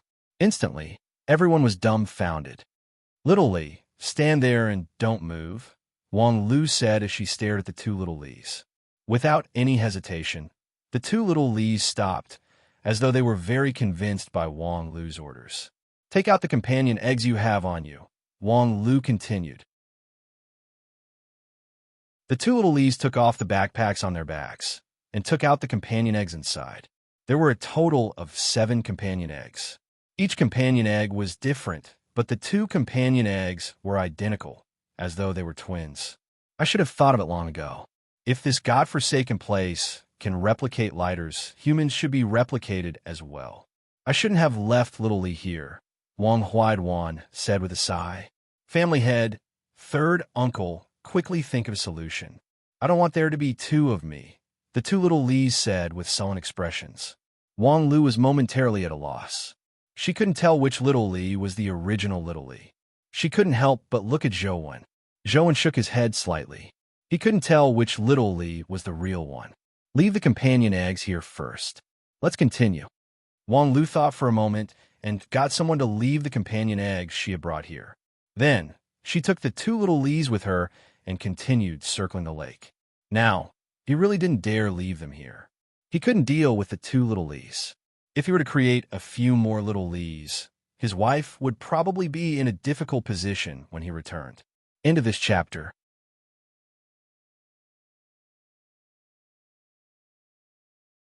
Chapter 1743.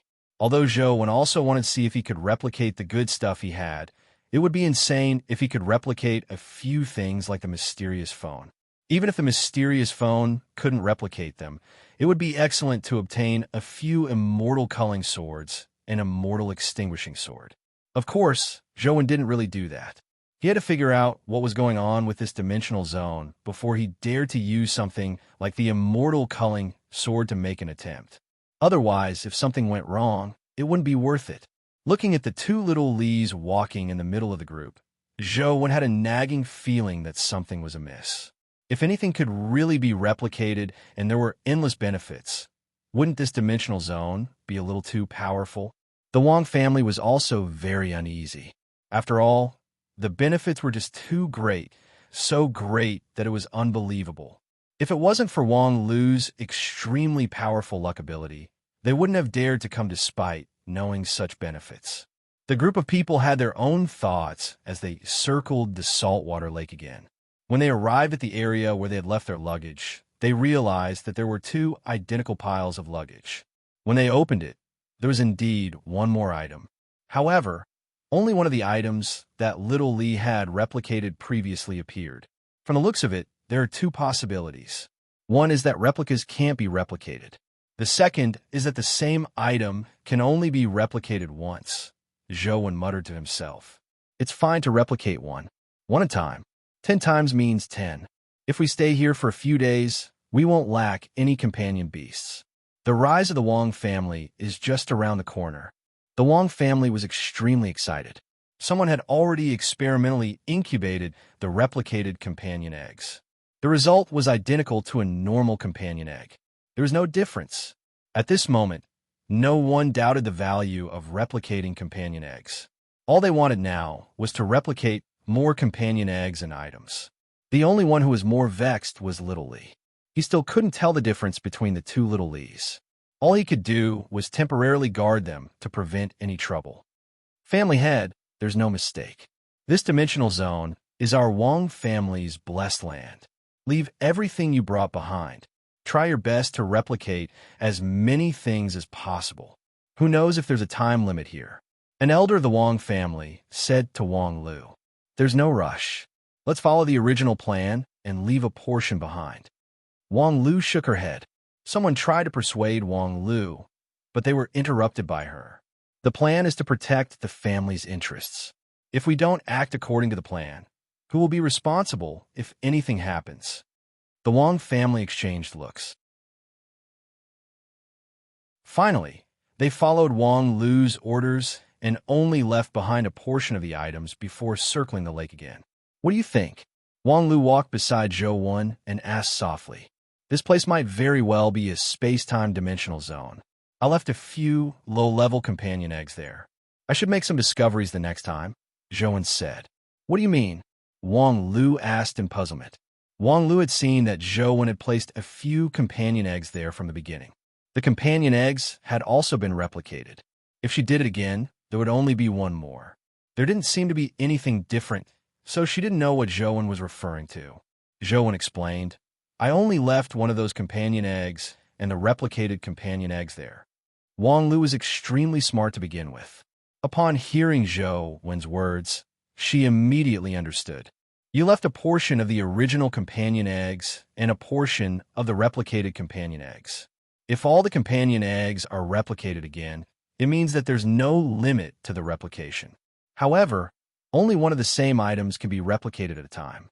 If a portion of the companion eggs aren't replicated, it means that the replicas can't be replicated." Zhou Wen nodded and said, "If it's really the power of space-time at work, then regardless of whether it's the original or the replicas, they should be able to replicate. No, it shouldn't be called replication. It's better to describe it as a parallel space. Those things come from a parallel space and not replicated. If the replicas aren't replicated, it's hard to say. Of course, it's only a guess now. We still need to wait for the results." "Aren't you tempted at all when you see the replicated items?" Wang Lu sized up Zhou Wen and asked. At such a time, Zhou Wen was still able to think about so many things without being affected at all. It left Wang Lu very surprised. Wang Lu was extremely lucky and usually didn't lack anything, but when she saw the replicated items, her willpower wavered. The reason why she insisted on following the plan was just to be safe. Even so, she wasn't in the mood to think too much about it. She wasn't as calm as Zhou Wen. "How can I not be tempted?" However, Zhou Wen seemed hesitant and didn't finish his sentence. "If it's convenient, say it. If it's not convenient, there's no need to say it," Wang Lu said. "There's nothing inconvenient about it. I'm just afraid that you will overthink things," Zhou Wen said after some thought. "Then say it directly." "I definitely believe you," Wang Lu said seriously. "I'm just afraid of trusting myself. I'd rather I'm wrong." Zhou Wen smiled bitterly. Without waiting for Wang Lu to ask, he continued, "To be honest, based on my past experience, every time I enter an unfamiliar dimensional zone, something seems to happen. It's rather thrilling every time.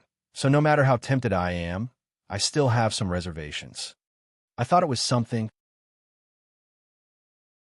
You gave me a fright. Don't worry.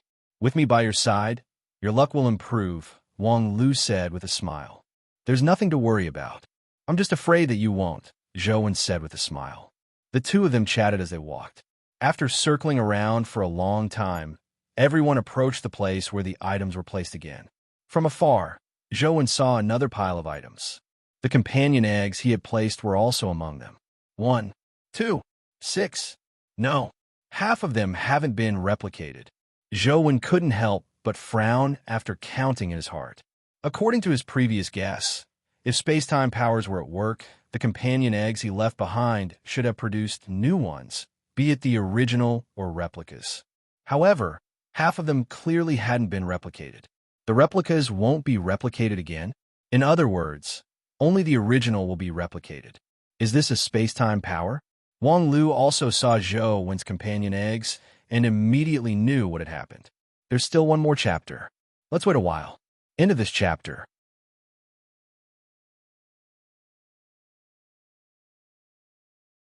Chapter 1744. I don't know. Zhou Wen shook his head slightly as he stared at the companion eggs and thought. However, everyone in the Wang family had already rushed towards the luggage. As long as they circled around, They could obtain many precious companion eggs. Things that they had to risk their lives for in the past could now be obtained with just a stroll. Anyone would be so excited that they couldn't control themselves. Family head, there's no mistake. All of them are correct. Don't hesitate any longer. Leave that thing behind. We don't know what will happen in the future. Take the opportunity to get a few more. A few elders of the Wang family came over to persuade Wang Lu. According to the plan, it's just the next round. There's no rush, Wang Lu said. The plan is set by people. When needed, we can be more flexible. There's no need to be so rigid. If we had left that thing behind earlier, there would already be 3. Apart from you, we can also have 1. The elder didn't finish his sentence, but Zhou understood what he meant. It was likely that the Wang family had a special companion egg or some treasure. However, they didn't dare leave it there because they were afraid of an accident. Now that the Wang family saw the item being duplicated again and again, they couldn't help but want Wang Lu to duplicate more of it so that they could have 1. As long as it can be duplicated, everyone will naturally have a share. There's only 1 round left.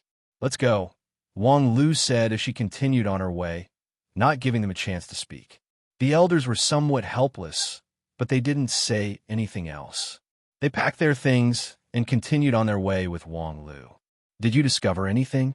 Wang Lu leaned over and asked when she saw Zhou when frowning in thought. No, but I thought of something. If I want to determine which one is the original Little Li, I can leave one Little Li there and see if he can be duplicated. That way, I can know if he's the original or not, Zhou said. If the original is left behind, wouldn't there be another Little Li? Wang Lu said with a smile. Zhou smiled as well. That's why I was just thinking about it.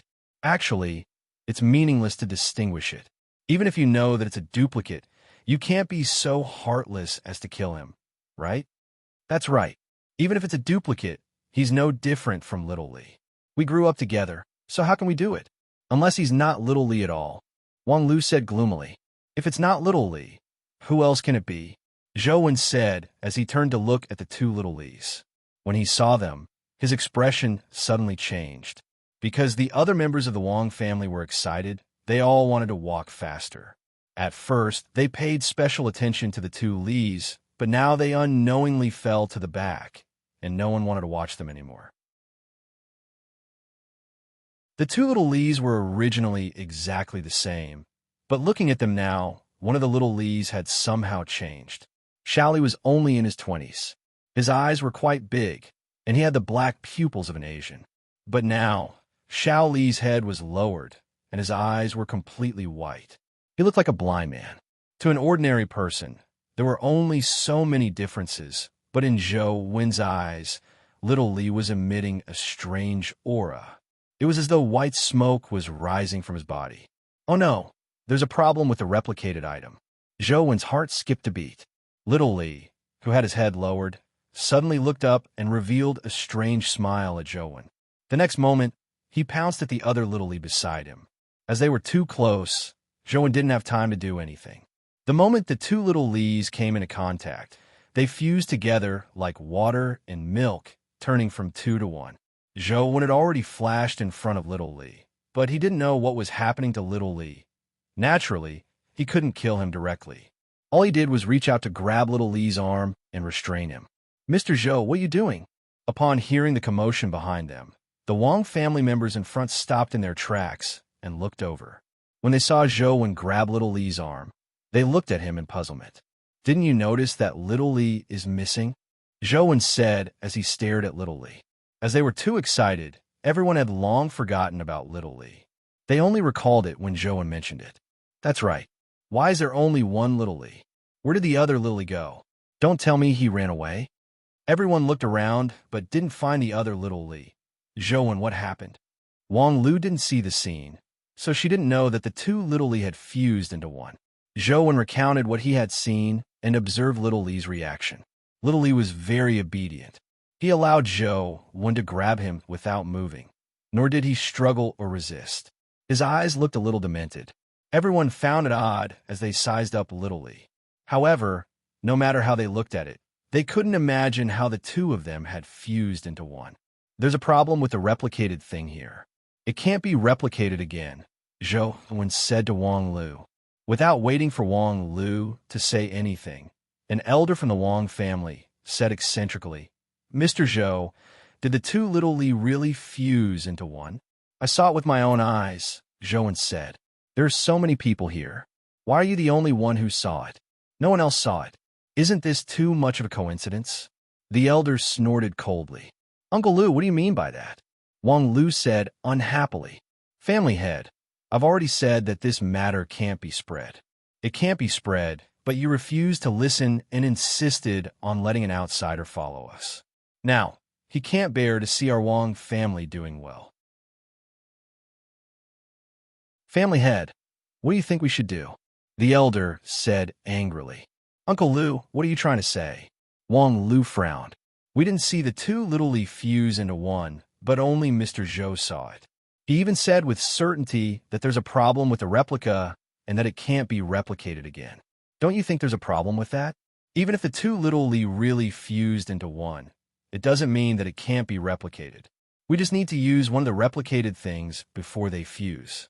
Why can't it be replicated?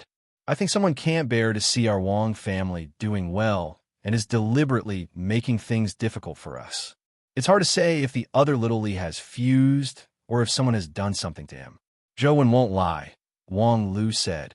You might know a person for a long time, but you don't know his true nature. Family head, you are still young. There are some things you haven't seen through. In front of absolute benefits, what can't some people do? The elder was amiable to Wang Lu, but when he turned to Zhou, he wasn't as polite. Even if the two little Li fused into one, he should be able to speak, right? If we ask him ourselves, won't the truth be revealed? Why are you holding him like that? End of this chapter.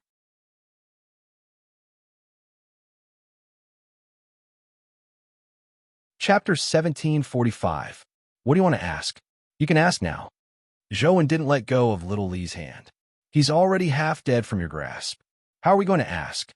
A member of the Wang family said, Let him go first. There are so many of us. Are you afraid that he will run? I'm not afraid of him running. I'm just afraid that he won't run. Zhou didn't let go of little Li. Family head, what's the matter? Little Li is a subordinate of our Wang family after all. Even if we want to capture him for questioning, it should be done by our Wang family. What's the matter with an outsider? The elder said unhappily as he looked at Wang Lu. That's right. Why are the other things we replicated fine? Only little Li is in trouble. Furthermore, he's clearly fine, but he looks half dead after being captured. He doesn't even know how to speak. I'm afraid someone has some ulterior motives. A member of the Wang family naturally has to be dealt with by the Wang family themselves. Many members of the Wang family were somewhat displeased with Zhou, but they didn't dare take action to snatch him away. They also knew that Zhou was powerful and not someone ordinary people could match. Zhou, what's the situation with little Li now? Wang Lu asked Zhou. Although Wang Lu was the head of the family, it didn't mean that she could ignore the emotions of the Wang family. If the hearts of the people were gone, the family would also be gone. Wang Lu trusted Zhou, but she also had to appease the Wang family. I'm not sure either. I just feel that something is amiss. Zhou looked at the demented little Li and thought of his smile. He had a nagging feeling that this fellow was somewhat dangerous. Listen, what are you saying? You could detain a member of our Wang family just because you feel that something is amiss? Family head, he can't even explain himself. How could he do such a thing? When the Wang family heard Zhou say that, they didn't believe him even more. They believed that he definitely had some ulterior motive. Wang Lu was somewhat stumped, but she didn't relent. Zhou could tell that Wang Lu was in a dilemma. After some thought, he said, Forget it. Since you want him, I'll give him to you. However, if anything happens, it's none of my business. Outsiders don't need to worry about our Wang family, the Wang family members immediately said. With Wang Lu around, they felt that with her luck, it was unlikely that anything would happen to her. Desire is really a terrible thing. Zhou thought to himself, if this were any other time, these people wouldn't dare speak to me like this. For the sake of so many benefits, they aren't afraid of offending me. Oh well, it's not like I can keep Xiao Li captive anyway. Let's see what's so strange about him. With that said, Zhou no longer held on to little Li and returned him to the Wang family. The two members of the Wong family took Little Lee from Zhou Wen's hands. Although they were somewhat worried, afraid that there was really something wrong with Little Lee, they felt a lot more at ease when they saw Little Lee still in a daze. Little Lee, after receiving Little Lee, the Wong family wanted to wake him up and ask him some questions, but Little Lee remained silent, as if he had become a fool. They couldn't ask anything. Many people still suspected that Zhou Wen had secretly done something to Little Lee. They didn't believe that the two Little Lee had fused into one. If they didn't know Zhou Wen's strength, they would probably want to take him down first. Family head, I don't think there's a problem. Aren't those replicated companion eggs fine? Anyway, we aren't clones, so it should be fine. Let's not waste any more time. Let's continue. Everyone urged Wong Lu to quickly put down the treasures the Wong family had prepared and replicate a few more. All right. Wong Lu nodded and took out a box from her backpack, placing it on the pile of items. Zhou Wen watched coldly from his side. This time, he didn't say a word. Everyone set off again and circled around the saltwater lake. Although some people were worried that something would happen, their desire for treasures exceeded their worries. Along the way, Zhou Wen kept observing Little Lee. He was being escorted forward by two members of the Wong family. He didn't react at all. When he returned to the place where the items were placed, there was indeed another pile of replicas. The box Wong Lu had taken out was also among them. See? I told you there's no problem. Isn't everything fine? Quick, let's go. Replicate a few more. It's best if each of us can get one. With this treasure land, our Wong family will definitely become an existence like the 6 families in the future.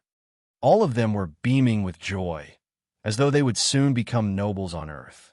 Wong Lu didn't say a word as she looked at Zhou Wen. Let's continue, Zhou Wen said indifferently. It was useless to say anything else now. Furthermore, they couldn't leave, so all they could do was continue walking. Round after round, more and more things were replicated. Ignoring the Wong family's ecstasy, Zhou Wen was also somewhat puzzled.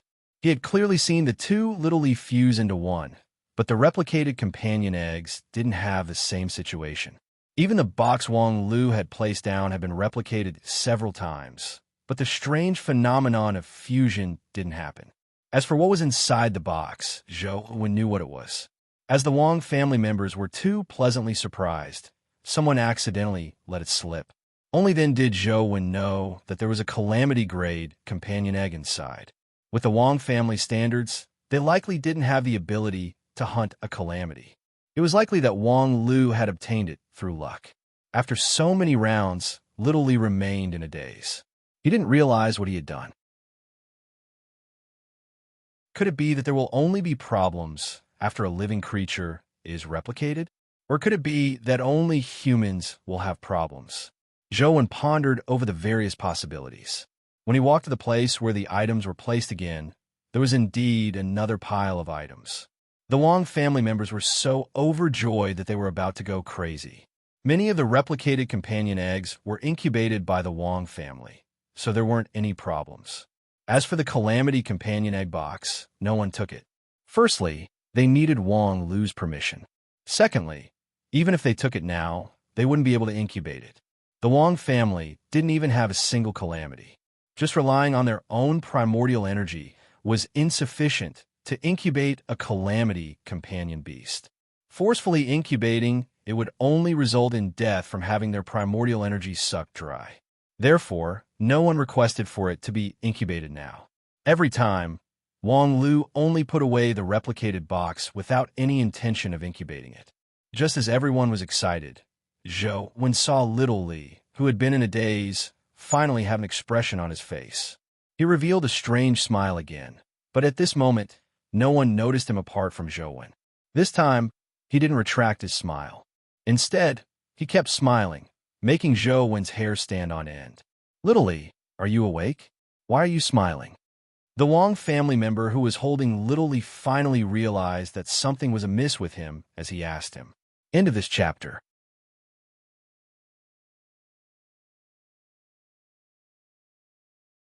Chapter 1746. Little Lee still didn't say a word. All he did was look at the person smiling. The smile made the person's hair stand on end. When the others heard the sound, They looked over, but what they saw next was extremely strange and terrifying.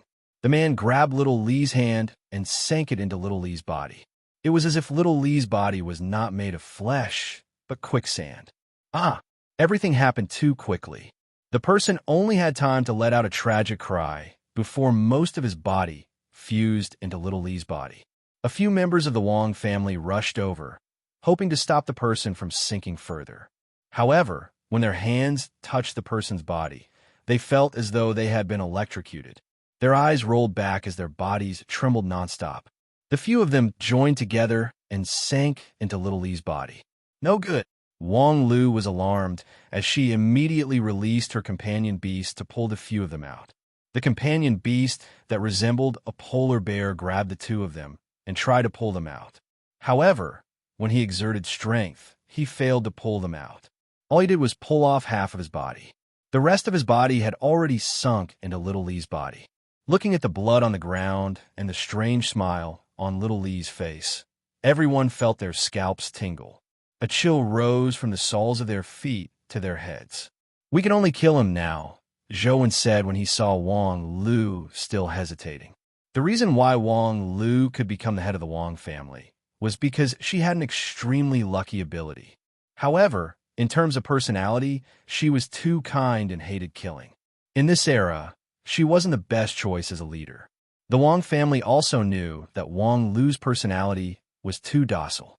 They had no choice but to let her become the family head because they needed her luck to bring luck to the family. "He's no longer little Lee. Kill him." Wong Lu gritted her teeth and gave the order. The elders of the Wong family had long had the intention to kill. Just as Wong Lu finished speaking, a few people released their companion beasts and charged at little Lee. However, when the companion beast pounced on little Lee, a strange scene happened again. One companion beast after another sank into little Lee's body like the previous people. What the hell? Patriarch's companion beast was clearly fine just now. The few elders desperately tried to retrieve their companion beasts, but how could they do so? In the blink of an eye, they were sucked into little Lee's body. No one dared to release their companion beasts again. All of them desperately released sword beams and saber beams at little Lee. However, the sword light and saber energy had also sunk into little Lee's body. Little Lee didn't seem to have a body of flesh and blood, but a black hole. Anything that got close to him would be sucked in. For a moment, everyone stopped and no longer dared to attack Xiao Li. They looked at him in shock. They looked at Xiao Li. Xiao Li, who had been standing motionless all this time, suddenly moved. Like a ghost, he charged at a member of the Wong family, his face still wearing that unchanging, mask-like smile. The person wanted to dodge, but he was much slower than little Lee. All he could do was summon a companion beast to block. However, the companion beast was grabbed by little Lee with one hand. His head was also grabbed by little Lee's other hand. Then, the man and pet were sucked into little Lee's body. Monster! This word appeared in everyone's hearts. Then, their first thought was to escape. Encountering such a monster that they couldn't fight, their psychological defenses had already collapsed. They didn't have any thoughts of fighting at all. All they were left with was fear. They only wanted to stay as far away from the monster as possible. In fact, even if they wanted to fight, they could only be food for little Lee. None of you are allowed to run. Zhou flicked his sleeve and sent the few people running at the front back. Zhou, are you going to wipe out my Wong family? Wang Huaiduan shouted sternly. Have we forgotten how this monster came to be? If you run in all directions, you will return here from different directions. Then, what about the people who aren't with you? Will they be duplicated? Zhou asked. In fact, Zhou Wen's explanation was already very simple. If everyone was separated and returned from different directions, then all of them would be duplicated to others. Everything would be in chaos. Although this situation might not happen, Zhou couldn't take such a risk. Run in one direction. Wong Lu was the first to react as she led the others in a direction. Only then did everyone come to a realization. However, a few people were sucked into little Lee's body as he continued pouncing at the others. There's no need to run. Wong Lu, try using your companion beast to stop him, Zhou said to Wong Lu. When Wang Lu heard Zhou won, she didn't hesitate at all as she ordered the white bear to charge at Little Li. Previously, so many people had used companion beasts. No matter what species they were all fused with Little Li's body. However, when the white bear charged at Little Li dodged and didn't let the white bear touch his body. Why doesn't he dare touch the white bear? Is it because the white bear's stats counter him? Wang Lu was slightly taken aback before she looked at Zhou when in pleasant surprise. I don't think it's the white bear's stats that counter him, but you, Zhou said after some thought. Me? Wang Lu looked at Zhou when in puzzlement. This is only my guess. You are the only one in the Wang family who hasn't hatched any duplicated companion eggs, right? I think that's the key, Zhou said. You mean? Wang Lu's expression turned nasty. She wasn't happy because of this. If Zhou Wen's guess was right, it meant that there was something wrong with the duplicated items. The white bear kept chasing after Little Li, but Little Li's movement technique was extremely strange. The Terrorgrade white bear couldn't catch up to him, but it also created some trouble for Little Li, preventing him from chasing after the others. When the Wang family saw that the white bear was holding Little Li back, they secretly heaved a sigh of relief. However, before they could finish heaving a sigh of relief, their expressions turned even uglier. Little Li didn't chase after them again. Instead, he pounced at the items piled on the ground. There were all sorts of companion eggs and treasures. After Little Li pounced in, his body was like a magnet. The items tried their best to approach him and strangely fused into his body. It's over. It's all over. The Wang family was dumbfounded. Everything, including the original companion eggs and the duplicated companion eggs, fused with Little Li's body. It looked like nothing was left behind. Little Li's body seemed to undergo a strange change due to absorbing a large number of items. His black hair turned whiter and his eyes were like those of a blind person. Furthermore, they were getting whiter as though light was gathering inside. Now, many members of the Wang family were filled with regret. If they had known this would happen, they wouldn't have doubted Zhou Wen. They would have gotten rid of the scourge, Little Li. Into this chapter.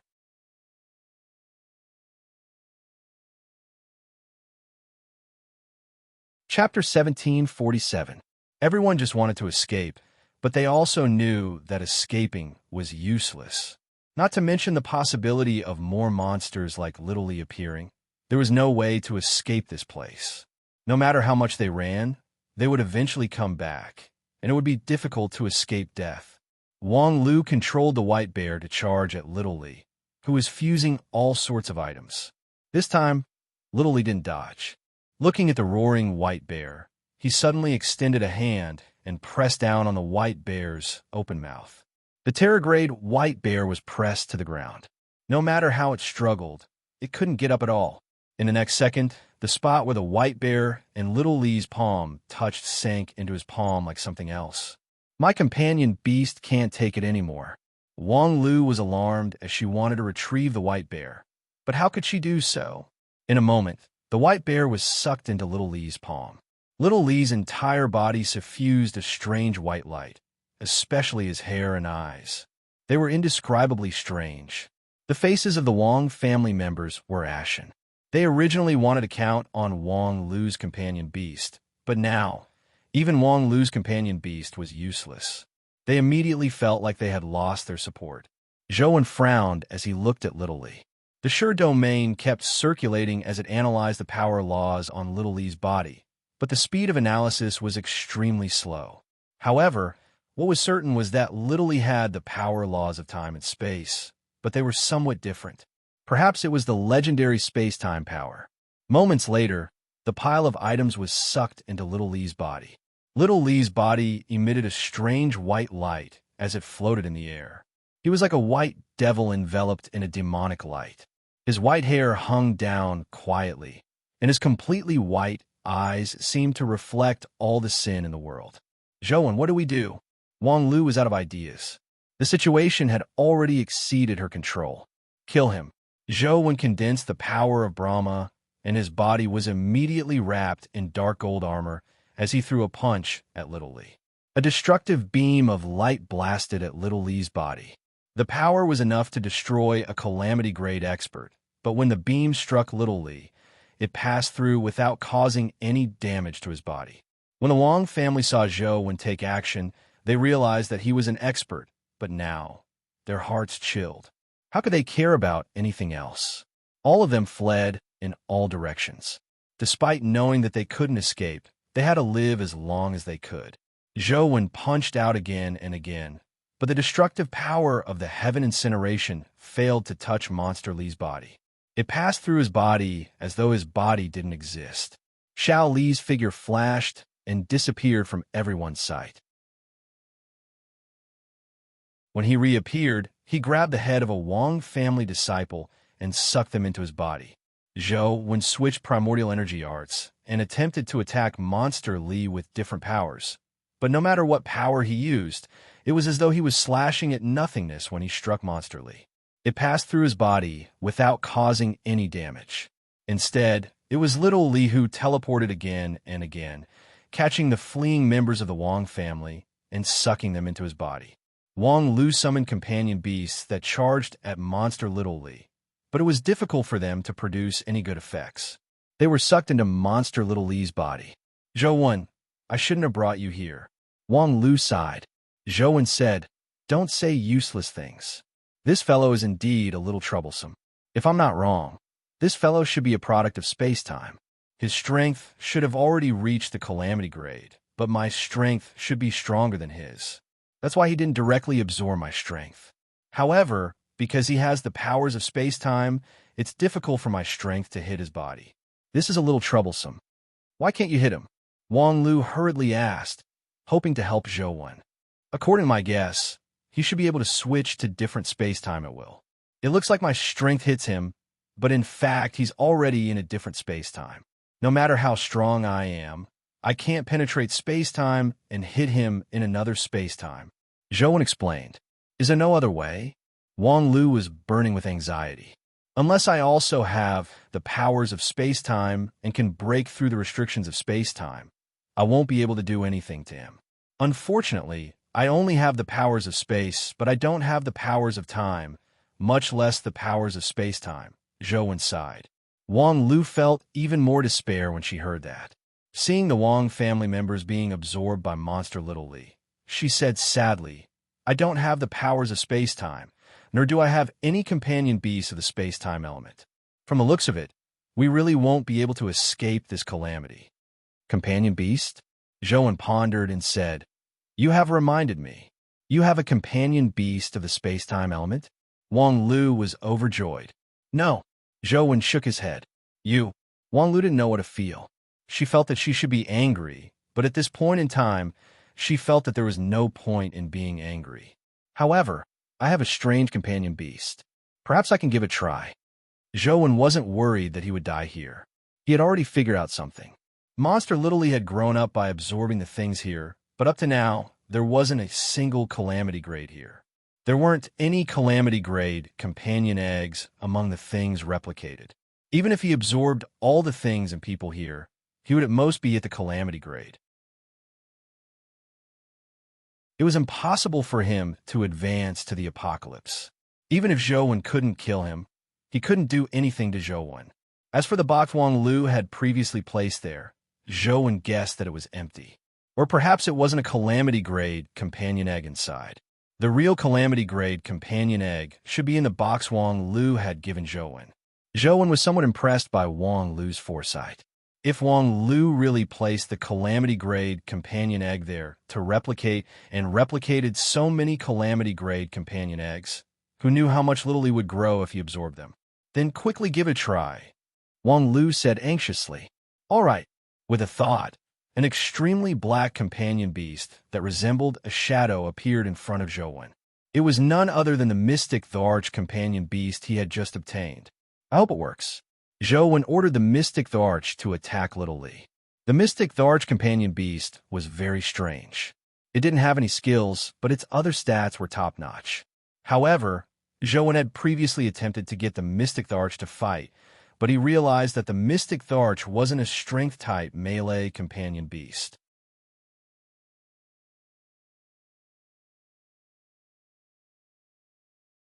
Chapter 1748. It was as though there was an invisible weapon in the mystic Thearka's hand. Every time it flashed, dimensional creatures would be killed. It was extremely strange. Zhou didn't have the time to do further research before he followed Wang Lu to Lop Nur. Therefore, Zhou didn't fully understand the mystic Thearka's abilities. However, after seeing Monsterly, Zhou had some guesses. Could the mystic Thearka's abilities be related to space-time powers? Of course, it was only related. The mystic Thearka's power wasn't space-time. At least, it wasn't ordinary space-time powers. The mystic Thearch was dressed in extremely black armor, like a female warrior in the shadows. Her body resembled the purple star sovereign. When Monsterly saw the mystic Thearch, it was unknown if he knew that his strength was inferior or if there was some other reason, but he actually teleported in another direction. However, at the same time he teleported, the mystic Thearch had already appeared beside him like a ghost and swept past Monsterly. The white light on Monster Lee's body changed as his entire body became illusory and unreal. It was as though he had entered another space-time continuum. He didn't seem to be injured. Is the mystic Thearka's power equally ineffective? Zhou frowned slightly. Just as Zhou thought that he needed to think of another solution, he saw the mystic Thearch head towards Monsterly again. However, this time, she didn't directly attack Monsterly. Instead, she waved her right hand like a saber. Zhou immediately widened his eyes. Under Shiryu in his own gaze, he clearly saw the space-time powers on Monster Lee's body being sliced apart. The feeling was indescribable. It was as though there was a layer of transparent tempered glass between Monster Lee and the mystic Thearch. The mystic Thearka's slash had forcefully split the transparent barrier into two, or rather, it could be said that a door had been split open. This was just Zhou's own feeling. To ordinary people, the mystic Thearch had only casually waved her hand as though nothing had happened. After this wave, the mystic Thearch took a step forward and swept past the monster, Little Lee. In the next second, Monster Lee's head flew into the air as though it had been sliced off by a sharp blade. Bam! The head that flew up and the body that fell to the ground exploded at the same time, and a translucent ball of light that was constantly changing fell out. Domain Core. Zhou was pleasantly surprised. He never expected this thing to have a domain core in its body. The instant Shaoli died, the area around the saltwater lake shook violently, as if there was an earthquake. Then, everyone realized that the entrance stone that had disappeared earlier had reappeared not far away. The five-man team that had been waiting there also appeared in everyone's line of sight. The Wang family was pleasantly surprised.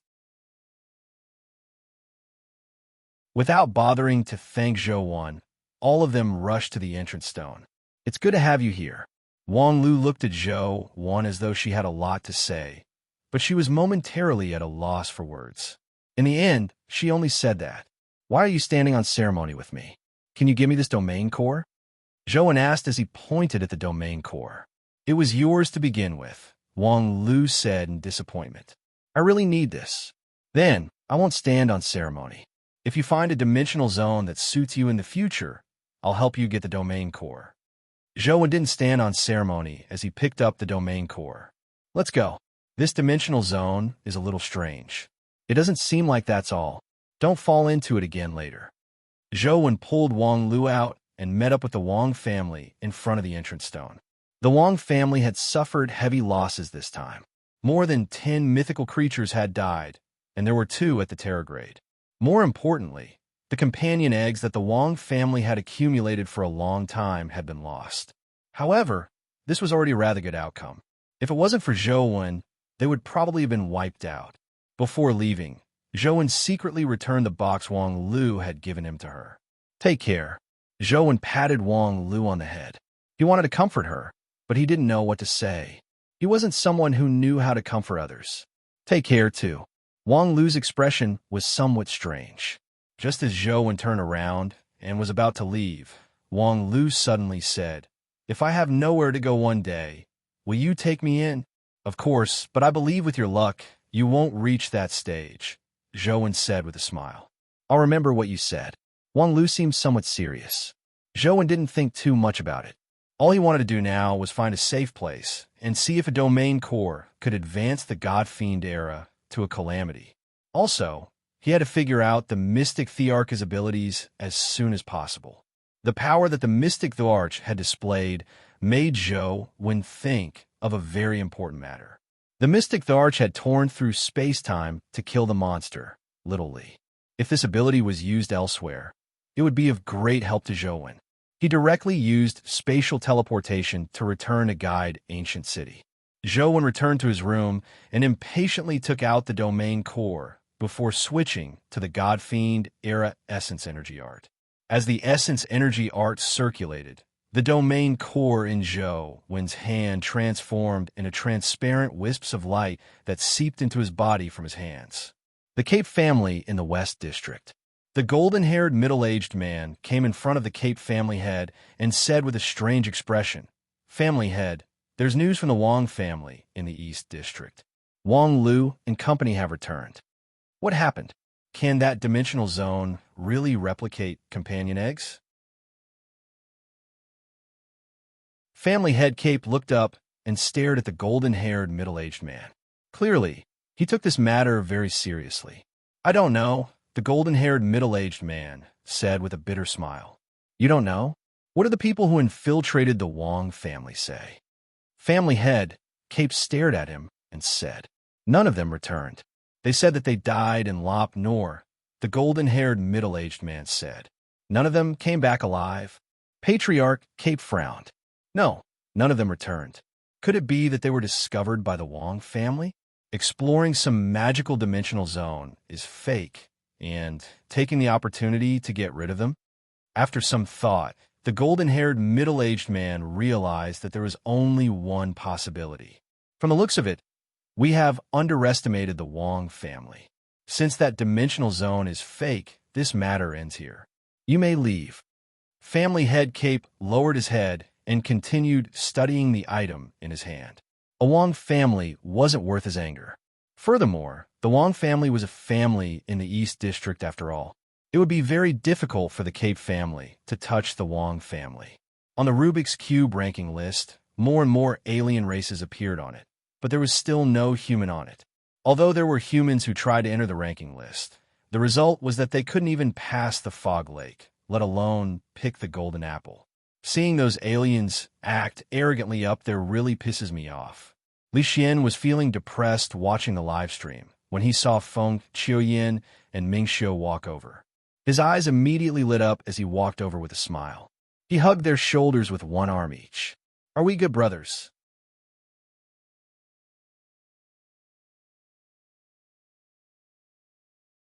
Chapter 1749. No.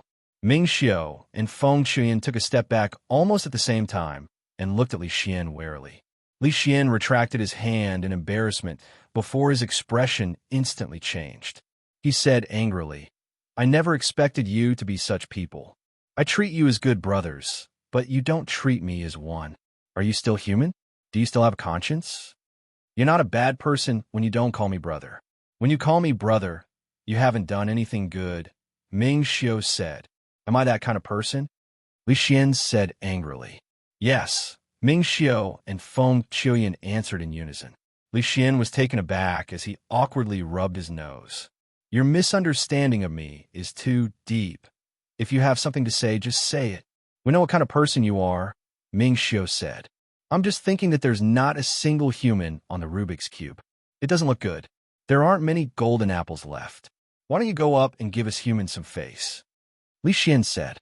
"I want it too, but it's not easy," Ming Xiu said helplessly. "What's not easy?" Li Xian asked. "Firstly, we aren't strong enough. I'm afraid we might not be able to pluck the golden apples. Secondly, the various alien races have sent similar messages to their spokespersons. They forbid them from challenging this dimensional zone," Ming Xiu said. "You are spokespersons, not slaves. Do you think you can stop them just because they say so? I think they just don't want the dimensional resources to fall into the hands of us humans. They are extremely sinister," Li Xian goaded. "Of course, apart from the terms of the contract, there aren't many restrictions on the spokespersons. It's not impossible if you insist on going, but don't think about the subsequent resources. Ming Xiu shrugged. There are subsequent resources? Li Xian was somewhat surprised. Of course. They promised to help us advance to the heaven realm. Otherwise, how can we be competitive? Ming Xiu thought for a moment before continuing. However, that's not the main point. I've recently gained a lot of insights. Even without their resources, advancing to the heaven realm is only a matter of time.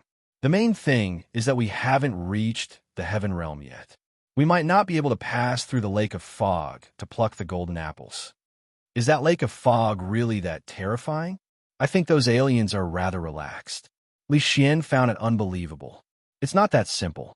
Feng Qian, who did not speak much, finally spoke. The foreign races know that place quite well, and the foreign races that can go there all have ways to restrain it. However, our understanding of the fog lake is very limited.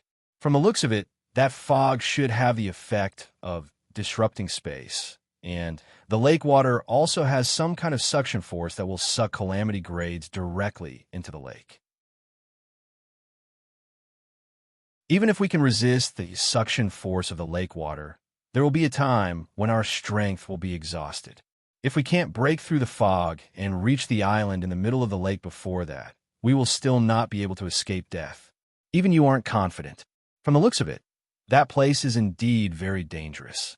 It's fine if we don't go, Li Xian said gloomily. It's just that watching those aliens strut around is very depressing. That's simple.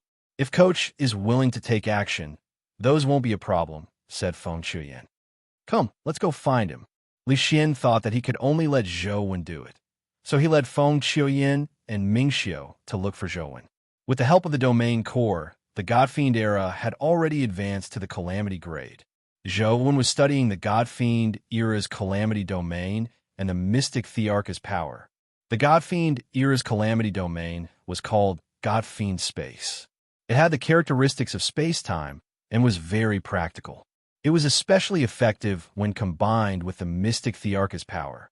In the Godfiend space, Zhou Wen could temporarily use the space-time backtracking ability.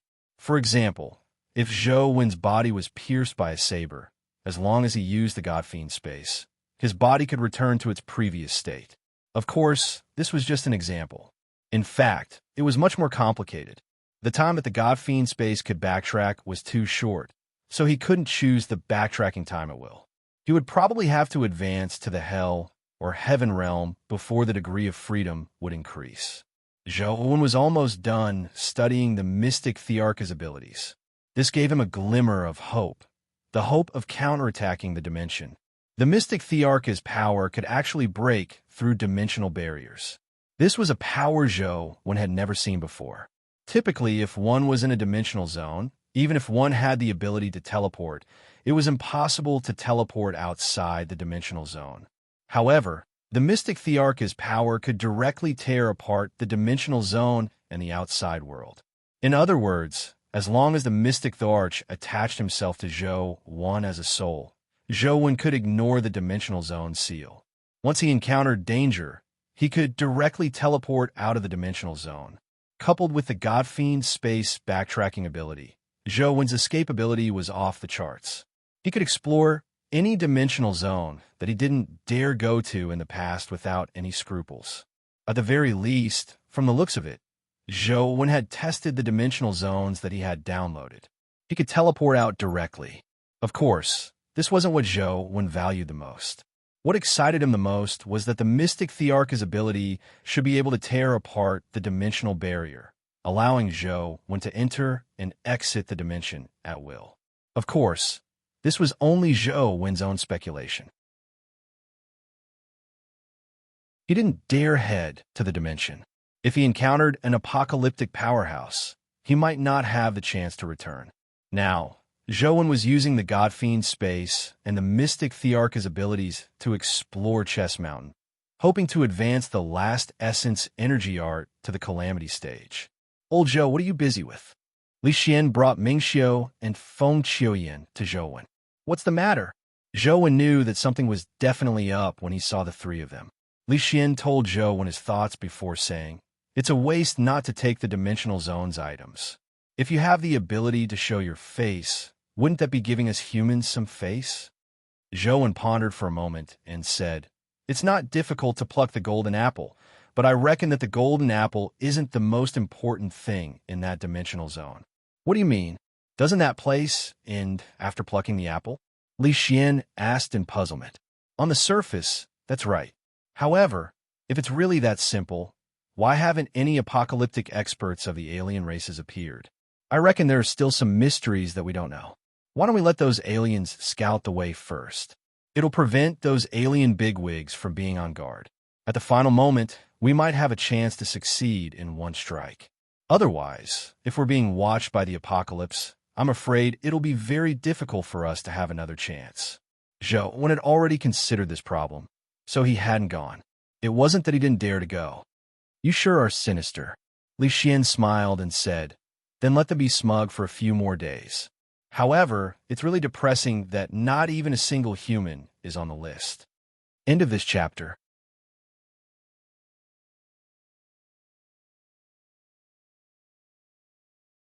Chapter 1750. Zhou pondered for a moment before asking Ming Xiao and Feng Qian, "Do you want to go?" "Yes." "Coach, do you have a solution?" Ming Xiao and Feng Qian's eyes lit up. "Get Qin Jin over. I'll be your sparring partner." Zhou felt that it was time to showcase the true effects of the teacher domain. "I'll go." Ming Xiao hurriedly ran out. He knew better than anyone how rare it was to receive Zhou's guidance. It was comparable to an immortal opportunity. "Old Zhou, didn't you say not to alert the enemy?" Li Xian frowned. "Causing a commotion might not be a bad thing," Zhou said with a smile. Li Xian seemed to understand something as he said in enlightenment, "You're trying to push them out to be targets. Don't make it sound so bad. I just want those aliens to know that humans aren't as weak as they imagine. It's not that we can't do without their resources," Zhou said indifferently. "How boring. It's aliens again." Ayu switched off his phone's live stream in low spirits. After so many days, there wasn't a single human name on the Rubik's Cube ranking. Fewer and fewer people paid attention to the live stream. Without human sovereign, I doubt any humans will be able to make it onto the rankings. Compared to aliens, humans are still a little weak. A youth beside him also found it boring as he switched off his phone. "I really hope human sovereign comes out quickly and tramples on those aliens," the youth from before said. "I'm afraid you guys haven't woken up yet, right?" A young girl walked over arrogantly and said with a bit of disdain, "Human emperors are only considered relatively strong among humans. Compared to the mutated races, they're too ordinary. You even ruthlessly trampled on them. It's hard to say if you can even cross the fog lake." The girl's words immediately attracted the angry glares of the surrounding people. "Young lady, how can you speak like that?" the elder beside her said as he glared at her. "I'm just speaking the truth. Humans are just weak." The girl didn't take the angry glares of everyone to heart, as though she hadn't seen them at all. "I think you want to be beaten up." A burly man rushed over angrily, wanting to teach the girl a lesson. However, just as he reached out to grab the girl's shoulder, a hand suddenly reached out from the side and grabbed his wrist, immediately immobilizing him. "Friend, a gentleman uses his mouth, not his fists." The owner of that hand was a handsome man. His hand trembled, and the big man staggered backward. In the end, he couldn't stand still and fell on his butt. The expressions of the onlookers changed. The burly man was rather famous in the vicinity. After all, he was an expert who had successfully advanced to the mythical stage using the mythical liquid. Yet, he had been casually pushed to the ground. It was obvious how terrifying the man's strength was. Although they were angry, no one dared to say anything.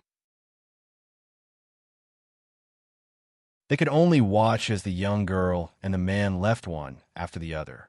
"Shaw, are all humans such boring creatures with no self-awareness?" the girl said as she walked. "Your Highness, most humans are delusional creatures," Xiao said with a smile. "Is that human emperor one as well?" the girl asked. "That's true," Xiao answered with certainty. The girl seemed a little disappointed. "Isn't there an interesting human?" "As far as I know, there's an interesting human. However, he is also a delusional maniac," Xiao said. "What's the difference?" The girl couldn't understand Zhao's words. When delusional maniacs become delusional, it can sometimes be very interesting, Xiao explained in a specious manner. The girl asked with interest, "How is it interesting?" "To be able to turn delusions into reality." "Don't you think it's interesting?" Xiao said with a smile. "That's rather interesting. But is there really such a person?" The girl found it unbelievable. "The city he's in is nearby." "Your Highness, do you want to take a look?" Xiao took out his phone and opened the map for the girl.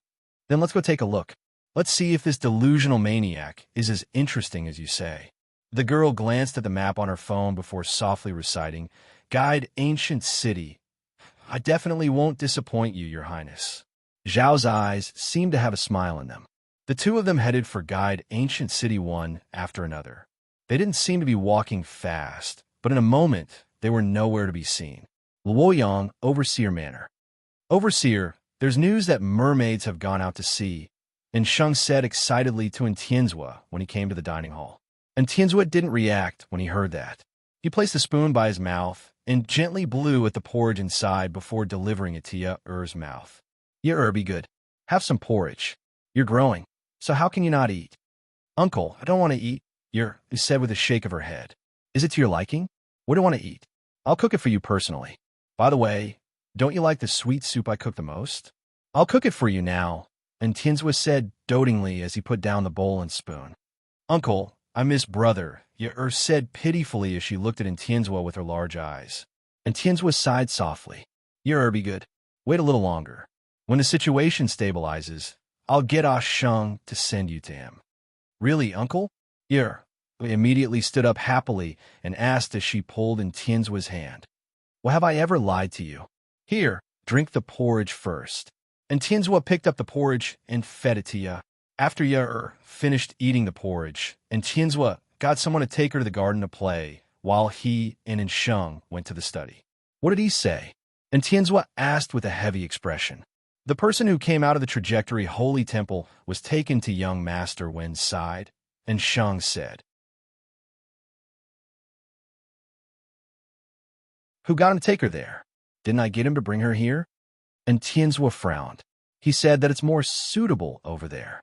And Sheng paused before saying, "I think it's good to go to young Master Wen's side. The people on young Master Wen's side aren't that rigid. Perhaps they can do something we can't do." "Are you saying that I'm rigid?" And Tianzua glared at Sheng. No. Overseer, you misunderstand. I'm saying that the people on young Master Wen's side are more wild. Perhaps it's to the taste of the person from the trajectory, holy temple," and Sheng hurriedly explained. "A bunch of frivolous fellows." And Tianzua snorted coldly. Moments later, he continued, "Go and make arrangements. If anything happens to Xiao, there will be a way to salvage the situation. Overseer, don't worry. Didn't he say that although the person from the trajectory holy temple is strong, he isn't those old monsters? His temperament hasn't fully matured. Furthermore, he's being suppressed on Earth, so nothing major will happen," and Sheng said. And Tianzua stared at Sheng without a word. And Sheng hurriedly said, "Overseer, don't worry. I'll do it now." End of this chapter.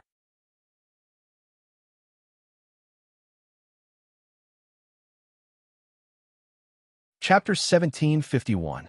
There doesn't seem to be anything special about this place.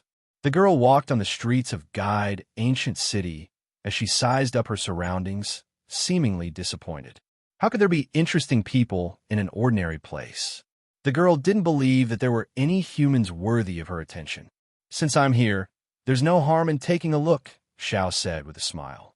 "I hope the person you mentioned won't disappoint me too much," the girl said indifferently. She was no longer in high spirits. "I believe he will be interesting." Xiao looked towards the end of the long street. The girl looked over as well and saw that there were many people gathered there. She had no idea what they were doing. "What are they doing?" the girl asked curiously when she failed to notice anything amiss. "Let's go over and take a look," Xiao said as he walked over. The girl followed Xiao, and when she arrived, she saw many people lining up in front of a hall. "Friend, what are you doing?" Xiao stood at the back of the line and asked a fatty in front of him. "Can't you see for yourself?" Fatty said unhappily, but halfway through his sentence, he saw the primordial energy crystal in Zhao's hand. Immediately, He turned from violent to peaceful. He took the primordial energy crystal with a beaming smile and said, "This isn't the city guard recruiting members. We are all here to sign up. City guard should be a very dangerous job, right? Why are there so many people signing up?" Xiao asked. "You aren't from the city, right?" Fatty asked in understanding. "I just came from out of town," Xiao answered. "Then it's no wonder. You might not know, but Captain Sheen of the City Guard is City Lord Zhou's personal disciple. As long as you enter the City Guard, you can receive Captain Sheen's guidance. You definitely know how powerful City Lord Zhou is. He's one of the strongest humans. He has killed countless dimensional creatures and even aliens. He's a powerful figure. Captain Sheen is his personal disciple. Her sword skills are godlike, so you can receive her guidance. If you're lucky and catch the eye of City Lord Zhou, that would be even more impressive. That's an opportunity that many people dream of. How can there not be many people signing up?" Fatty said with a proud look as his saliva splattered. The young girl frowned when she heard that he could casually kill foreign races. The Fatty continued, "However, the requirement for the city guards to recruit members are very high. Ordinary people really can't be recruited. Don't look at the long line. It's already pretty good if a tenth of them are recruited. I'm just here to try my luck. If I can really enter the city guards, it'll be considered a blessing from my ancestors. No matter what, I'll be considered City Lord Zhou's disciple. Who knows, I might storm into the dimension in the future and kill those aliens. Let's see if they still dare to be arrogant then." Fatty's words were mostly said by humans when they were bragging. He did not really think that such a day would come. However, these words sounded different to the young girl's ears. The young girl's expression turned ugly. "How can I meet City Lord Zhou?" the young lady asked the Fatty. "Just line up here. If you're accepted later, you'll be able to see City Lord Zhou," the Fatty replied.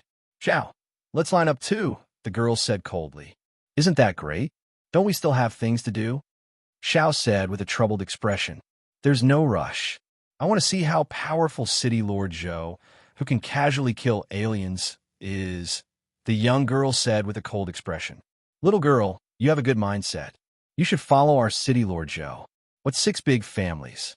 They sound very powerful, but they're still a far cry from our City Lord Zhou. If you're lucky enough to enter the City Guard and gain the City Lord's favor, you will have a bright future ahead of you. You will be able to kill all the alien races." The Fatty was swaying crazily on the edge of death, but he didn't know it. "Then I'm really looking forward to it," the young girl said expressionlessly as her eyes twitched when she heard the word lucky. The young girl and Xiao lined up in the middle of the line and waited for a while before entering the hall. The staff made them fill out forms and do some tests. The tests on strength and speed naturally didn't pose a problem for the young girl.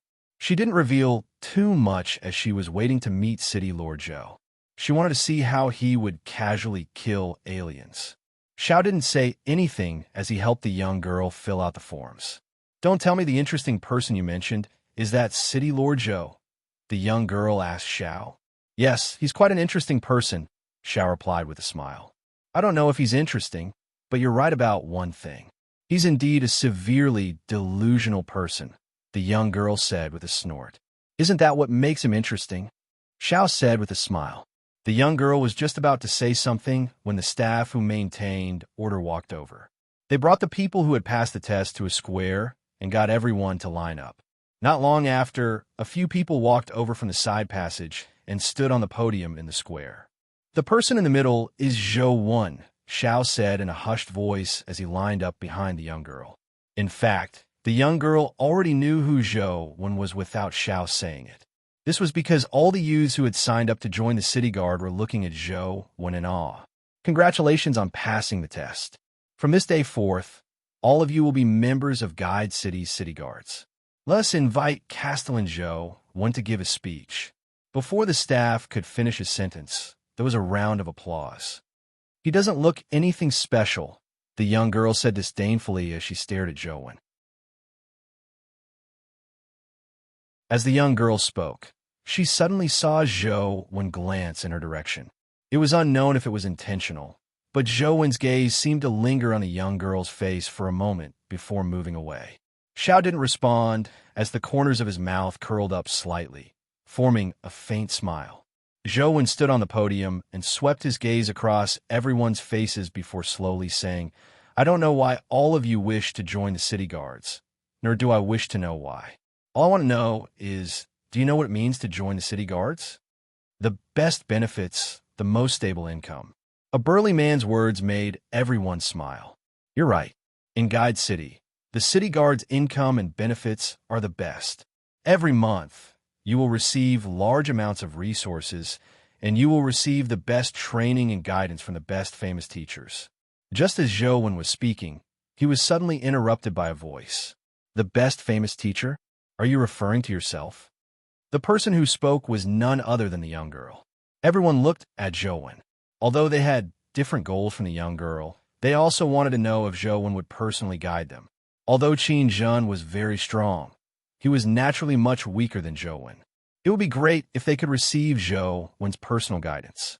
Zhou looked at the young girl and sized up her cold expression before saying calmly, Yes. You're tuning in to the Warrior Lore YouTube channel. Don't forget to subscribe and join us on this journey to catch the most captivating stories.